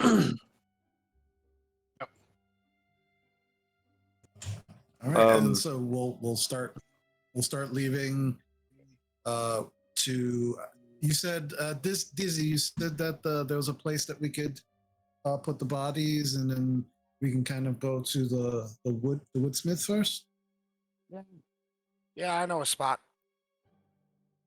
Okay. And I'll kind of rig myself up into the wagon and oh no, we don't need the wagon. Shoot. They're in the bag. Do we need the wagon, guy? Or rather, do we need the wagon? For the wood delivery to bait. I'll hitch myself up to it. I think we might want to hit up Niev first. If she has like a logging thing going, if she has lumber, we can then bring to Mr. Bait. That makes sense.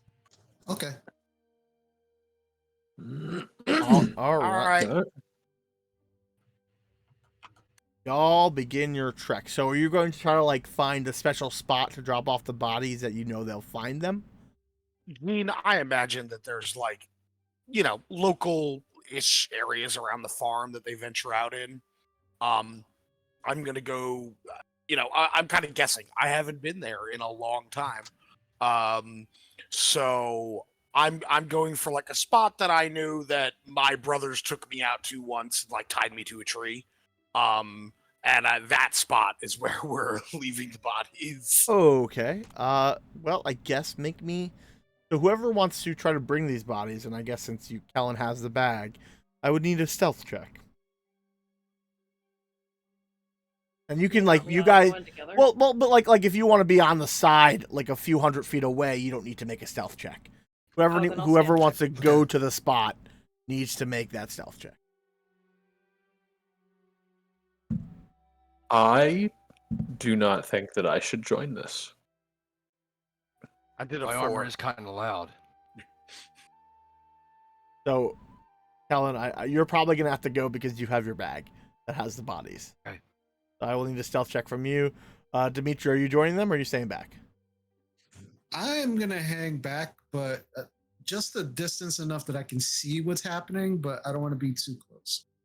Make me a stealth check. Okay, roll a Okay. What did you get, Norm? 5.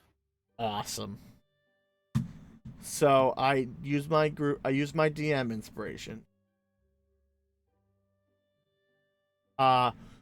You get to the spot, and I got a 23. you're not noticed, but your clanky friends are.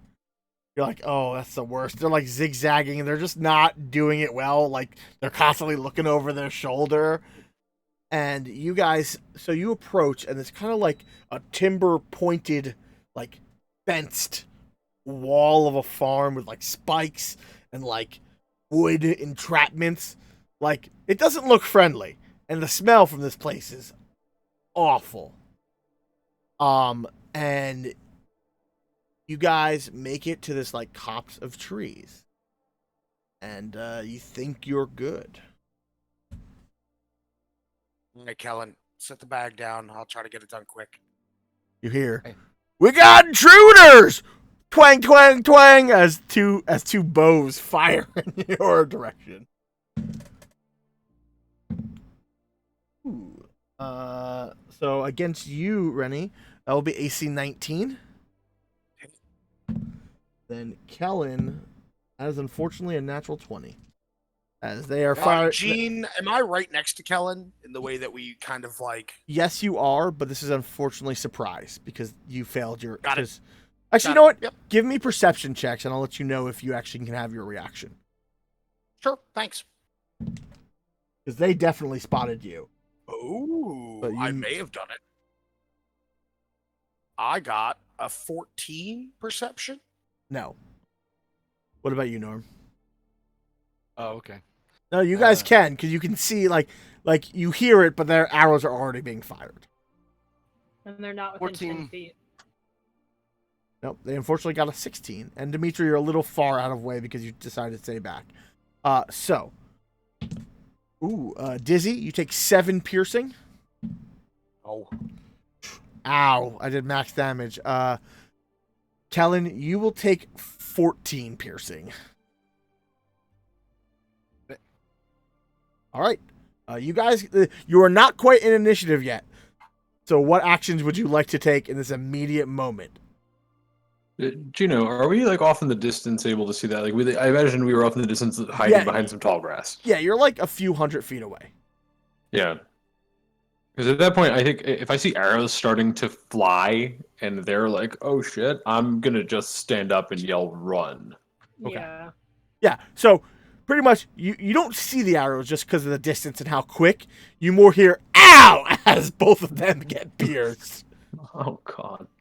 And I'm assuming the clanging is whatever noise they're making, too. Yeah, they're not very quiet. And you start hearing an alarm being raised inside this farm fortress. All right, Kellen, we got to dump and run, buddy. I pull a shield. Okay, what can I do? What can I even do at this point? Just what I plan on doing? Yeah, I mean, so the nice thing is, since you don't really have a lot of stuff in this new bag you created, you can just turn it inside out, and it'll drop everything out of it. Then that's what I want to do. So he kind of like quickly pulls it, you punch it through, and just the bodies appear around you. And I imagine you guys begin to book it. Yeah. And Okay. as we start running, I go, Kellen, stay close. And I'm going to kind of put my shield over Kellen's head. Now, Norm, your speed's 25, right? Because you got stub legs. So, Gene, I'm going to keep pace with Kellen as opposed to shooting off. All right. Gino, I'm going to start walking towards them with the cart. The idea being that if they need to, they can jump in the cart for partial cover. Cool. So, first round of you guys running away. And Dimitri, are you doing anything? You're not. They still haven't noticed you. No, I'm watching them run towards me. waiting to see if anybody else who's chasing them or firing at them will actually do anything before I take action. You see two goblins in a tower. One shook the bell. One takes a shot. I'm gonna say odd or even for Rennie or Norm. What would you like, odd or even? I'm pretty odd. All right. Well, you're right. You are. And so a pot shot comes at you, AC 8 or 7, as the arrow hits your leg as you're running, or misses you as you keep running. You guys continue another double move away, and they're going to take one last pot shot at long range. So they're at disadvantage. Ooh, that's going to... Okay, so the one heading to you, Kellen, completely misses. But Rennie, the AC 23 hits you. I rolled a 20 and a 19. You will take... Yeah, that'll do it. 6 piercing as but you guys now, you all like scramble, hop into the cart, and you guys are like taking off into the sunset. As they're not doing chase, they were just kind of like firing. The bell is still ringing, and you hear the movement of organization, but you don't think that there will likely be a pursuit, more that they thought they may have been under attack, or they're in a very defensive posture because of what has happened recently. And I'll say that as they passed me, I would basically are trying to cover them from behind and then make my way to the cart. Yep, and with ease. So you guys, unfortunately, a little molested by arrows. You are now on your way, slightly injured, but you're in an empty cart. Reggie's barking crazily because he didn't like what happened, but he also knew not to follow. And once everybody's in, I'm booking it out of there as fast as my long legs will take us. Okay. And you begin running, and with this unloaded cart, you you are booking it. Where are you heading? So, I'll kind of yell to the group. Do we? Which way to the? Oh my God! What the hell's the name of the person who does the wood, makes wood, the lumber? Miev. Which way from here? I'm kind of talking to you, Dizzy, because you took us. Maybe. Oh, right. Okay. I mean, you guys are actually on the edge of town, and this works out because you heard of that she was doing a clearing area, and you head over, following the road along the river, and you see you more here first. You hear like a thwack, thwack, thwack, and then you hear and you see some dirt kicked up, and from a bit away, and you see this like 6'2", muscles on muscles, orc woman with a great axe just whamming, and you see like 5 or 6 down trees, and you see she has an area kind of like marked off, like these trees are marked with like chalk, and it seems to be a large amount that she seems to be clearing as you're working. I will head towards there and approach. Kind of call out, "Hello!"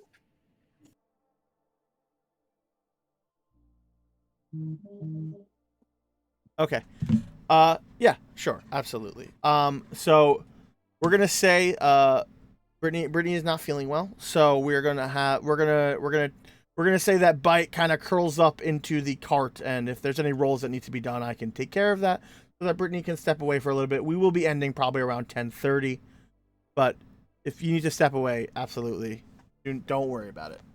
Players come first. I'm gonna donate Bite's inspiration to the group. Sure, that sounds. I'll Thank become a you. group insta. Feel better. Thanks, Bite. Good luck. Yeah. Bye. Thanks, Brittany. Cool. Yep. And I can grab her character sheet just in case she can help out in rolls. All right. So you guys make it up to Miev. She's scarred, like she's wearing like just like a cloth around like her chest and like leather pants, no shoes, and just like scars, corded muscles, and you see she has a necklace that seems to have what looks like a broken piece of metal that looks really sharp.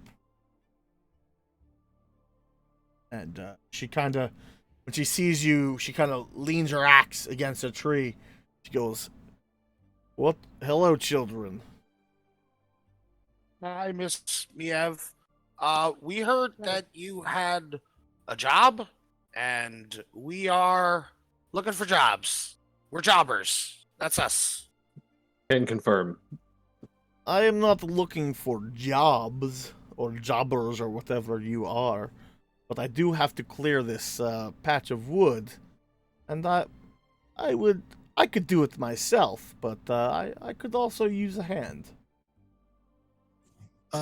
We were also told that you had some possibly some timber for Bates' ship or boat or something. Yes. Yes. His yeah, that is at the mill. What I need to where it's shaped and cut. It's actually on a pallet outside, because no one's going to steal it. It's just shaped wood. Got it. Oh, we Well, can then, take care of that. I suppose we could move some of that from the mill, but while we're here, we could also give you a hand cutting and felling these trees, if you're willing to help fund our not go to jail cause. All right, depending on how much work you perform, we will see. I am willing to pay you, let's say, 5 silver each. If you can clear a tree each. If you clear more, maybe I raise price to pay you. But I don't know how unskilled or skilled your labor is going. Do you have more axes? I left mine at home. I pulled 2 battle axes out of the How? cart. Nice. She kind of like, she looks around. She like pulls off 2 hatchets. She goes, "I have my axe. There are some axes back at my lumber yard, but you can all work together. I have some saws, and you see that she has like tools, and I'll say, Peck, you also have carpentry tools. So like, you have that's true, yeah. saws and other things, kind of like in the back of your cart. So she goes, you know, you can if you want, and she kind of shows you all the marked trees. These are the trees I'm felling. Where you weaken it, it fall in direction. She gives you a very basics of like, if you cut it this way, the tree's gonna fall this way. Also, this is how you chop a tree, and this is how you would do a saw. And she also has like belts and other things for like pulling, and she has the tools, but she seems to be one person doing this job, not complaining. And she goes, "Yes, I'm going to continue working. You children do what you do. If you do good, then I pay you more." Miev, can you help me out real quick? I got this arrow. It's just like right there, and there's just like She just rips it out. Oh, Yep, that's it. oh, It's goblin That arrow, was- and she throws it that was away. horrifying. Oh, much better. A little itchy though. You notice that God. Kellen's not with you. He's in the cart, and he's kind of trying to do a patch-up job to himself, and he's using his various tinker's tools to pull out the little arrow, and then he covers it with a bandage and trying to stop the bleeding. Sure. I mean, you can do. You're still a little injured, but yeah, you stop it and you get the arrow out without it seeming to be terrible for you. Okay. All right. Yeah, I will attempt to use kind of like the saws, I guess, to try and take care of a tree or two. Me too. All right. All right. So, you're going to tell me what kind of skill check you would like to make to do this, and I will set the DC accordingly and determine whether or not you have advantage or disadvantage.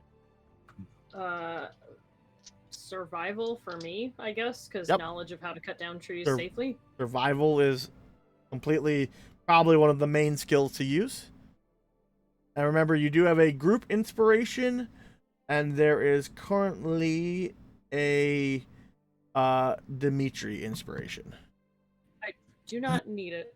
Well, I will attempt to use athletics. yeah, absolutely. That's a little bit I'll hard. use nature. Yep, that's a very applicable skill. You can kind of point things out. And what are you doing, my friend? Sorry, Dizzy. I'm gonna go athletics. Because of all the stuff that's been happening with my family, I just kind of look at the tree and I'm just running through memories and times of abuse and and trying to kind of like treating them well while being treated so poorly and going through that emotional little moment and working out a lot of that aggression on the side of this tree. All right. Done. I feel like a number of us are probably doing something similar. Just taking it out on these trees. I got an 18, by the way. Well, in hold my on. I'm athletics. gonna go around because I have a special chart. Peckerin, what Okay. skill are you using? So I wanted to ask because I'm skilled in both survival and athletics. Which one So is more because applicable? you're also a carpenter, so right. Frank, I will allow you to choose whichever skill you are best at and have advantage because you That's know awesome. I'm gonna go with what you're doing. athletics, You know what you're 'cause doing. I'm a beefy boy. Cool. Let me roll that. Did it roll? I got a 14. Okay. So we'll go around the table. So with advantage, you got a 14. Yep. All right. You're doing okay. These are a little. It's not that you're bad at it. It's just you chose the biggest tree because you're like, oh, I can do this, and you're like, fuck, that took a little bit longer than I expected. So Frank, you get 5 silver. Let's go, Julia. What'd you get? I got a Gigi trying to escape me, and a 22. So you do really well, and you get 15 silver. Nice. Disbin, what'd you get? I got a 27 for athletics. Okay, you get 20 silver. I crit.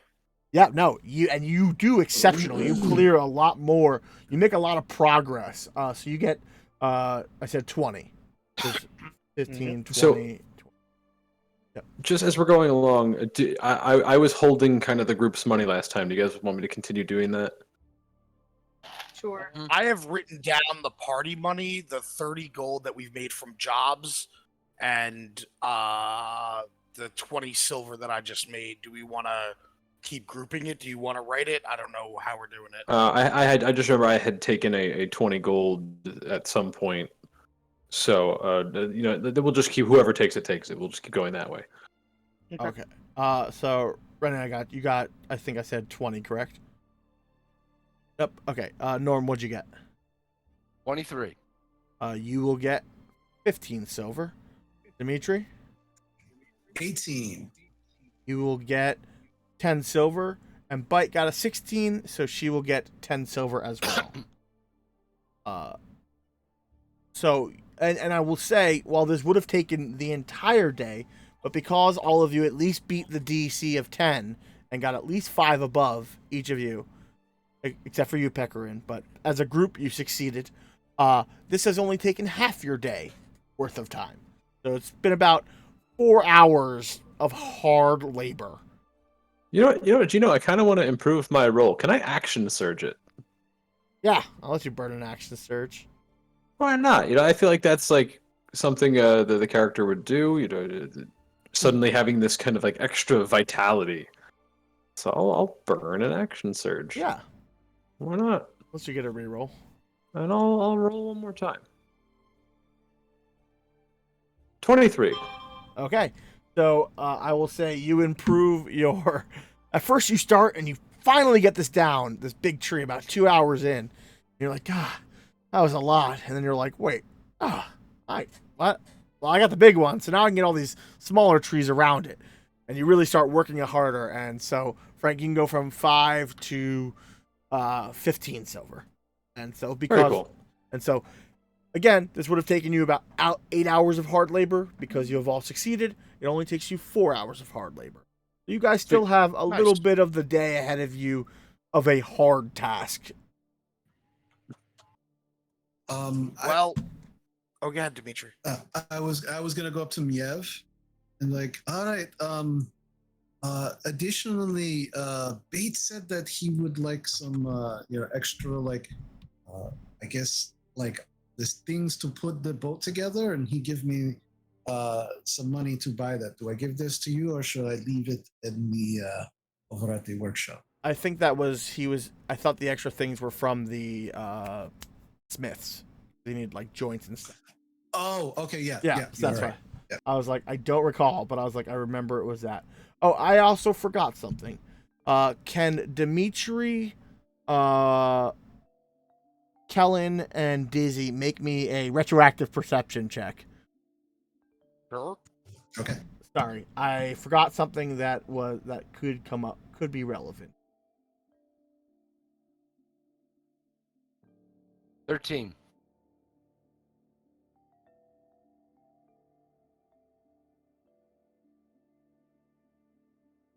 I'm gonna use my inspiration.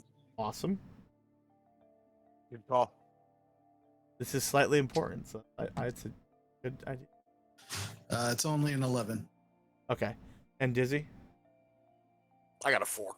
and what'd you get, Kellen? 13. Fortunately, it was not enough. But yep. Sorry, you may have noticed something at the Gnarlby farm, but unfortunately, you did not. Okay, so as you guys finish this 4 hours of work, she goes, well, I will have to bring over this. I will have to start shaping this lumber so that I can bring it over properly. But we did the hard work now. So why don't you come with me? I get you some small refreshment, and you come to my lumber yard, and you can bring the wood. Or I can help you load your cart. You save me many hours. And I will say Okay. that Pecorin, you know that is a exaggeration, or because you saved her like days of work. Yeah, absolutely. Yeah, that any help sounds great. We could do that. You guys make it, with ease. She kind of walks with you. She's like really like appreciating you and sizing you all up for like helping out, and like even some of you smaller folk. Like you all good workers. Maybe I could use your help later. And I will say that Norm, the item she wears on her neck seems to be an axe head, a broken axe head. Make me a history check. As you kind of like are aware of things and looking around. 15. You think it's of dwarven make. Okay. And you guys make your way back to you're on the same main road of where the Tenderfoot forge is, where that little watchtower that often Shudger's is at, and there's also the lumberyard. And she kind of like takes you and she like dunks her head fully into a trough, like rinses off the sweat. There's like a trough right outside her place. She goes, here, wash off. I will get you some fresh drink. Mag like very delicately washes off, like she would never dream of dunking her head in a trough. Like, okay. Dimitri immediately dunks his head in and pulls it out. Reggie begins drinking from. I'll grab a bucket from the cart because I don't want to get in anybody else's way because I'm too big. So I kind of reach over, get a bucket full, and kind of dump it on my own head, wash my face up. Yep, yeah. You guys wash off some of the sweat, a lot of the like wood particles that have Little been sawdust and everything else. Yeah. It's all in our hair. Yeah, you're a little dirty, really sweaty. And Bike goes, I'm gonna go check on Linner, and she runs off to the Tenderfoots. And it's like not even That's lunch. my litter. It's not even lunchtime yet. Litter's like way later. Whatever. Bye! And she fucks off the space over there to start consuming their food. Dizzy goes to like dunk his head in, but because he's like, he's too short to really make it work right, he kind of ends up tipping himself entirely in the barrel at one point, and Reggie grabs his foot and sort of drags him out Yeah. At least you're clean now. And then Reggie, following suit, jumps into the trough because he assumes that's what you meant. And then he jumps out and shakes it, and you're all covered in dog water. Dimitri doesn't seem to care. I'm going to take advantage of this and use it towards initiating a short rest to recover from my previous injuries. Absolutely. So you guys spend some time. She brings out some like thick, almost like protein heavy milk. So you're guessing it's like an ox milk or some animal that generally doesn't produce milk for you to drink. And you do see some oxen like by her area, obviously for like pulling wood through the saw, maybe carrying lumber loads. And she goes, "Here, drink it to make you strong." She passes out this warm, likely now fermented, milky beverage. Nothing like warm milk after hard labor. The best way to describe it is it's thick. That's the one. That's chunky. Dwarf. It's hearty. It really fills you up, but maybe not in a good way. But yes, drink. You're all growing. And I drink heartily. oh, Yeah. you know what, Pekarin? This is awesome. Your muscles and all of you, some of the soreness in your muscles, seems to loosen as this is probably high in like protein and releases some of the chemicals you need to like, oh, this is a protein shake. This is straight up a protein shake. And she goes, "It's good for you." As you guys are drinking, you can absolutely get a short rest. While you guys are kind of sitting there and like, washing up, she begins loading the lumber into your cart, and she does not seem to like want help or is looking for. If no one else is gonna finish their chunk milk, I'll drink it. Mag Stay immediately away pushes hers over to you, like, Oh, thanks, Meg. Yeah, Glug, glug, Reggie's glug. trying to lick yours, Disbins, because it definitely is something a dog would eat. Just trying to get his face into your milk. Oh yeah, he gets all like sloppy dog mustached afterwards. And yeah, you guys load up the cart. You take a short rest. If you guys want to spend any hit dice to heal those who are hurt, you can do. You have a loaded cart. Yeah, you definitely think. Yeah, and you can definitely stop at the Tinderfoots if you want to try to pick up those extra supplies. Mm-hmm. Yep, I definitely want to do that. Right. So you head over and you see Bite is already like eating one biscuit. She's like has like half a ham leg, just like let's go to town on just eating food. And Keg's like, "Oh dear, you're all skin and bones. Oh, look at all of you." She kind of like looks at some of your faces. "Oh, you drank that foul stuff, did you?" It was I great. was being polite, Ma. You told me to be polite. No, it's the right thing to do, but I would not wish that on my enemies. Anyway, there's plenty of refreshments here, and really green things like oh, of green course. salad, anything that's. She green. pulls out Okay, these like thank you. Good. these like lettuce wraps that are filled with like chickens and like a slight like salad dressing and like onions and tomatoes, and they're freaking delicious. It's just a small brunch, and it's just like a full spread again of food. Mag is just like eating the lettuce off of the wraps and like whatever vegetables fillings are. She's like, no. This and is good. you guys managed to wash out that taste, and he goes, "How are you all doing? How was your first day of work?" Well, Not yeah. great. Still not done, I think. And at Well, this rate, no, we this won't get is- what we need. I mean, here's the good news, Ma. We delivered the iron to the Mernigs, and it was a successful delivery. And we cut down trees. That's true. That's Okay. true. I can smell you from here.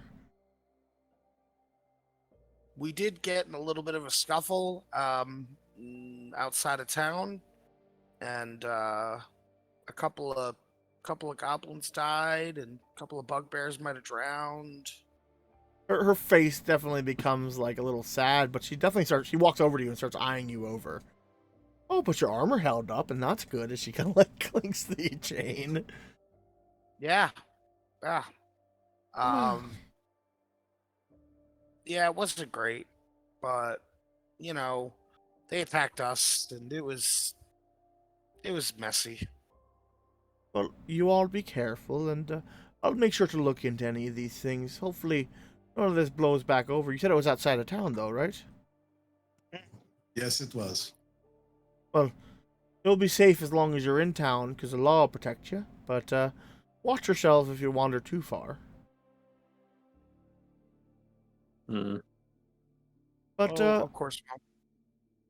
you look like you had something to say, young Dimitri. Oh no, I have this. I was supposed to pick up some hinges and things for Bates things. Oh yeah. I handed it 2 gold. He takes it and she hands you a small sack of iron reinforcements. Here you go. Thank you so much. I was wondering when he was going to come get that. But that's all finished up. Well, enjoy yourselves, but as we say, do work, get paid. So stay safe, and I see the cart's full of wood again. So it looks like you got another job. Yeah, we're doing it, Ma. But I know you'll do good. You got this. Don't worry. Sure, there's plenty of jobs out there. You are all go-getters. We'll make sure everything's okay. And she kind of like, puts a sturdy hand on you, Dimitri. Like, it'll be all right, son. Don't you worry. Thank you. I appreciate that. There's some point in life where people just stop trying to randomly kill you in the streets, right? Well, generally, most civilized areas, no one should be trying to kill you in the street. Okay. I think things are a little tense, and I know that the Nortlebees aren't the most forgiving. So I thought we lived somewhere civilized. well, some people don't consider the outside to town civilized, because the lawman doesn't head there. He doesn't enforce laws that are not only inside the town. It might be a bit of a broken system, but it also keeps kind of nods to both you and Kellen. It lets your folks do what they need to do without disturbing the peace every day. And also, we don't really want to look into what happens at some of those strange farms. You kind of like does an eye wiggle at Bite's direction. But honestly, when she says that, I kind of look towards the ground a little bit too, recalling Dad's willingness to melt bodies into Jello. Yeah, I mean, like, and like, you kind of like think back, and you're like, occasionally there were minor explosions, and your dad's like, "Kids, don't worry about it. I'll take care of it." And like, you didn't ask questions, and maybe some of the 30 goblins, there were 5 less. Who knows? And maybe they stopped trying to steal some of your cattle and crops. Things seem to work themselves out, but your dad didn't involve you into the morality of it all. Fair enough. Science has to get done, and morals don't apparently apply to that. All right, so you guys all together make your way through the town, which is a much safer route. No one seems to bother you. I'll say everyone give me a perception check.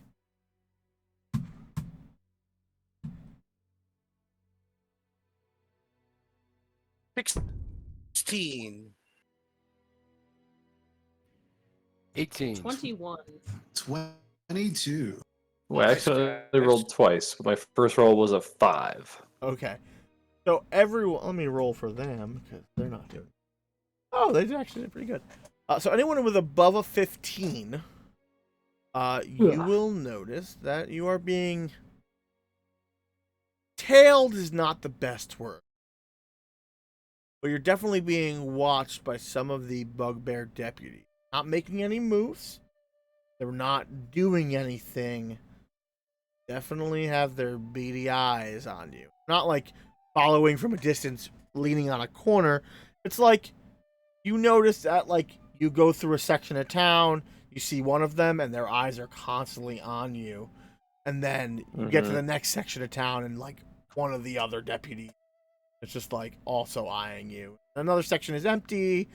and then again you see them. So it's like they're definitely focused on you. I would say anyone who made that perception can make me an insight check as well. That is not me. Oh gosh, that was really good. Hang Perception on. was good. Insight was bad. Oh, not that good. 8. 24. Hope. Good thing Mag's here. 10. All Need right. that elf wisdom or something. So most of you who don't make it are like, oh boy, they're gonna fuck us up at any time. But Mag, you get the idea is they want to do something, but they are bound that they cannot. And Yeah, Mag kind of just gives them a smile at that, like. yeah, like you can tell that there's like that rage in them, but they're definitely, you could definitely tell that they also seem to be on a short leash, where like whatever's happening, they can't fully do what they want, especially in town. And you doubt they're going to follow you out of town because that's just not how they work. Do any of you look kind of skittish at them? Like you definitely couldn't read that or whatever. Oh, I'm definitely like, I look nervous as shit, and Yeah. like we're ready to do something. Hey, I'll put a hand. All right, I'll put a hand on you or something, and I'll say it loud enough that at least Dizzy and you can hear, and I'll just be like, "Don't worry, they can't do anything. Their hands are tied. They can do nothing." okay. All right. I kind of look over as you say that to some of the folk behind, and I move a cloth to the side, and you see those 2 battle axes are still laying there, and I kind of whisper, "Honestly, I wish they'd try." All right, and you guys arrive down on the river, and you see Bait is fishing as his boat he cannot start, as he's like just kind of sitting there motionless. Bait. Hi. Turns his full head, but like none of his body. Oh, that's always creepy. Yeah, we have your delivery, and your iron parts. Oh, excellent. And he kind of stands up. He puts the pole like into a holder in the ground. Oh, that'll be fine. And he kind of heads over. Well, I'll be darned. That's great. And he kind of begins unloading the lumber near where he's gonna start building. And he takes the sack of iron reinforcements and like eyes him. He goes, perfect as always. And I think you got to keep. Good work. I think you got to keep the change. So, Demetri, you can keep a gold from the iron reinforcements because there's not 2 gold for iron reinforcements. Okay. And he will then pay you 5 gold for bringing the cart full of wood. Thanks, Mr. Bait. Thank you, Bait. Thank ye all. I'll actually like kind of pull everybody together, and I'll be like, all right, so kind of where are we at? Because I want to make sure that, we have all what, we have to focus on, I guess, the next job. So how much do we need currently besides the diamonds? Let's not even talk about the diamonds yet. How much do we need left? I got 20 gold, 21. I have 35 gold written for the group for all the jobs that we've done. Oh, so maybe my 20 one's a part of that then. I think so. I think so. I think you're right. Yeah. So I know I still had 11 gold and 25 silver to pay. If you would like, I can read you what everyone owes and what they need to pay off. I have enough to pay myself off. I'm paid off. I'm also paid off. I'm gonna drop myself back to the 1 gold I had because I think the 20 is a part of the group. So we'll just track it on your sheet. Sure. I mean, we could say you're holding it though, Peck. Sure. Yeah, sure. I'm carrying it. Gene, I think I'm paid off too, right? Yeah. So just to kind of go over, Rennie, you are correct. Dizzy owes 11 gold, 25 silver. Bite owes 7 gold, 25 silver. Mag is paid in full. Peck owes 2 gold, 25 silver. Dimitri, you are paid in full except for your 1,000 gold. Helen, you are also paid in full. So we only owe like 25 or to 28 gold somewhere in there. Nah, we only owe like 18 and change. Yeah. We're honestly we're good. And I kind of look at Dimitri like, No, I said I wanted to make sure that all of you were paid off first, and then we can focus on the diamonds. yeah, okay. I mean, we're good and then some. So I mean, there are some like little jobs we could still do if we want. Um, there's the pelts that we can go. There's herbs. There's some bounties on the goblins. There's moving casks and grain. I mean, that's what easy. I'm sure we can work the mill for the centaurs. So like, there's little jobs, but I'll be honest, I don't know if we need to do that stuff. We don't. Well, we might. I think we need to still want focus. I'm sorry, Meg. Oh no, it's fine. I was just going to say I think we should still do the herbs because it sounded like she might give us some potions, and with the amount that we keep getting hurt the last couple days, I feel like it might be worth our while to at least like finish that job if nothing else. And I can do it fairly quickly. I mean, we can do it before we go to sleep tonight. That's true. We still have That's like most not of a the day bad left. idea. If you show me what I they look like, I will try. Sure. Okay. So you guys are actually at a nice point in town where you can kind of like unhook yourself from the cart and kind of bait will watch over it. You kind of just like cross over the river into the forbiddenly haunted forest. But this is, it Nice. can't be that bad. Oh no. It's perfectly fine. Perfectly fine. Why doesn't everyone give me either a stealth check, survival check, or nature check? And this is just to navigate the forest without getting some sort of either surprise attack or random encounter. It's a group check. So pick whichever one of Okay. those you want to use, and it's you let me know at what you get. Survival, and that will be a 19 from me. Awesome. Stealth 16 for me. Great. I got a 14 survival. Okay. Rennie, Got a I don't 10 like what you have 10 there. nature. And Rennie, what'd you get? That's 5. Gee, it's 5 survival. It's 5. Wow. Well, half of you made it. Half of you didn't. Oh, no, wait. No, actually, no, more than half of you did, because Bite also made it. So only 2 of you failed. So you guys navigate the forest into a deeper section. It's getting a little spooky. It's like mid-afternoon, but nothing attacks you. Nothing bothers you.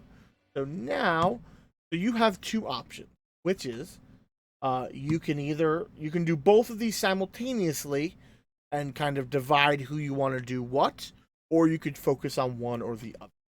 So while you're in the forest, you have the option to gather herbs, and that will be either a nature or survival check, or you can do an, actually I'm gonna say gathering herbs, will be nature, survival, and actually, and then or you can hunt for pelts, which will be also survival or nature. It is easier to do hunting than it is to do herb gathering because these are exotic herbs. Just to let you know. Then I'll gather herbs. Gene, can I make an argument? I am trained in cook's utensils. Will that give me any insight into what herbs to either avoid or to look out for in this sense? I'm going to say no because she kind of gave you specifics of what she's looking for. Okay, cool.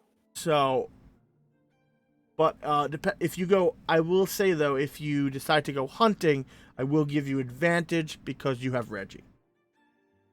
Ooh. Because, he's a dog. I'll go hunting. And I will say Bite will also do survival because she's also good at that. So Well, I'm not I'm not the best herb gatherer, but I don't want Mag going by herself. So I'll take a stab at that. Yeah, I'll do the herbs with Mag as well, just because I don't have the right weapons for hunting. So I probably will do that. I'll go for herbs as well. I'm a little bit trained in it. I know the basics. I know medicinal herbs, so I'll try that as well. Oh, in Why that doesn't- case, then I'll switch over to the Yeah, I hunting was gonna party. say, someone needs Just to go. so, yeah, someone's with Dizzy. Bite could go hunting with me if the rest of you guys want to go herb gathering.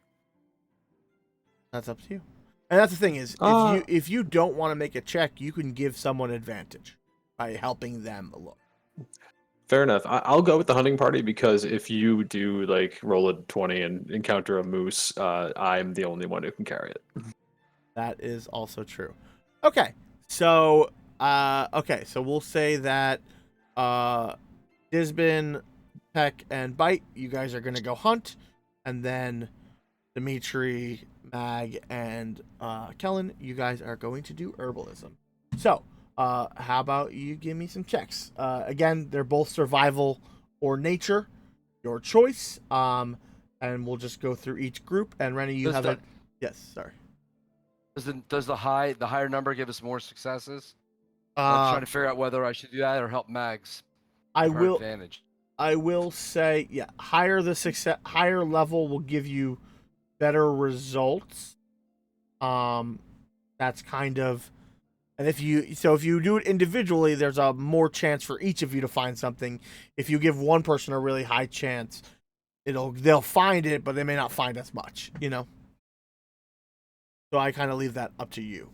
For the hunting, that again also increases depending on what DC you get, and you can help each other or you can just try individually. It is a low DC to start off, but the higher DC can get a little ludicrous of what you find. But what do you got going on for survival? My survival's +2, but I have advantage already because of Reggie. Oh, then in that case, okay, so helping you wouldn't Yes. necessarily do anything. All right, so then I'll just be hunting with you, as it were. Yeah. Gene, I got a 21 on survival. Ooh, okay. Yeah, I rolled a 19. And I said, and Bites hunting with you guys also? And I'm throwing a 24 at that. Oh, shit. And That was a nat. Oh, that was a crit. That was a nat 20. Dope. Nice. that is Awesome. really good.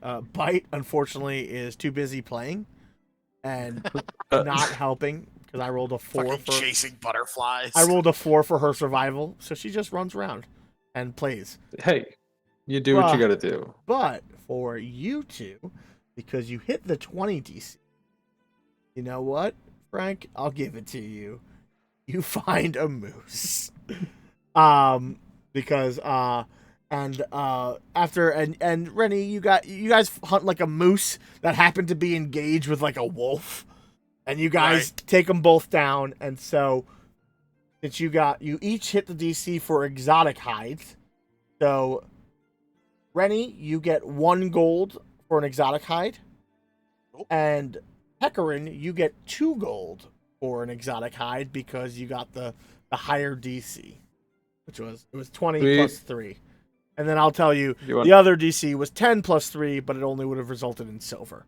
So you guys hit the threshold. You want to add mine to the group money there? Okay, and then let me hear my herbalist. What did we get? 22 survival. Awesome.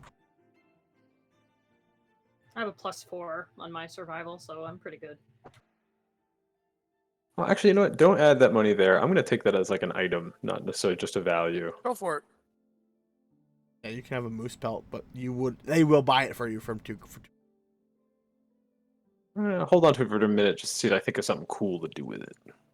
All right, so Norm, what'd you get? I rolled a 1. Awesome. And Dimitri. All of these damn plants look the goddamn same to me. I got a 6. So Kellen, you have a lot of book knowledge. but you don't really have a lot of practical knowledge. Like, so you're like, oh, hold on, does it look like this one? Nope, that's not it. Nope, and That's like poison ivy. you're That's constantly poison like ivy. referencing your book. Dimitri, you're having a hard time concentrating because you're right, all these plants go around, but occasionally you kind of like rest your hand and it like grazes over that coin and you hear that familiar squeak and you like it like jars you.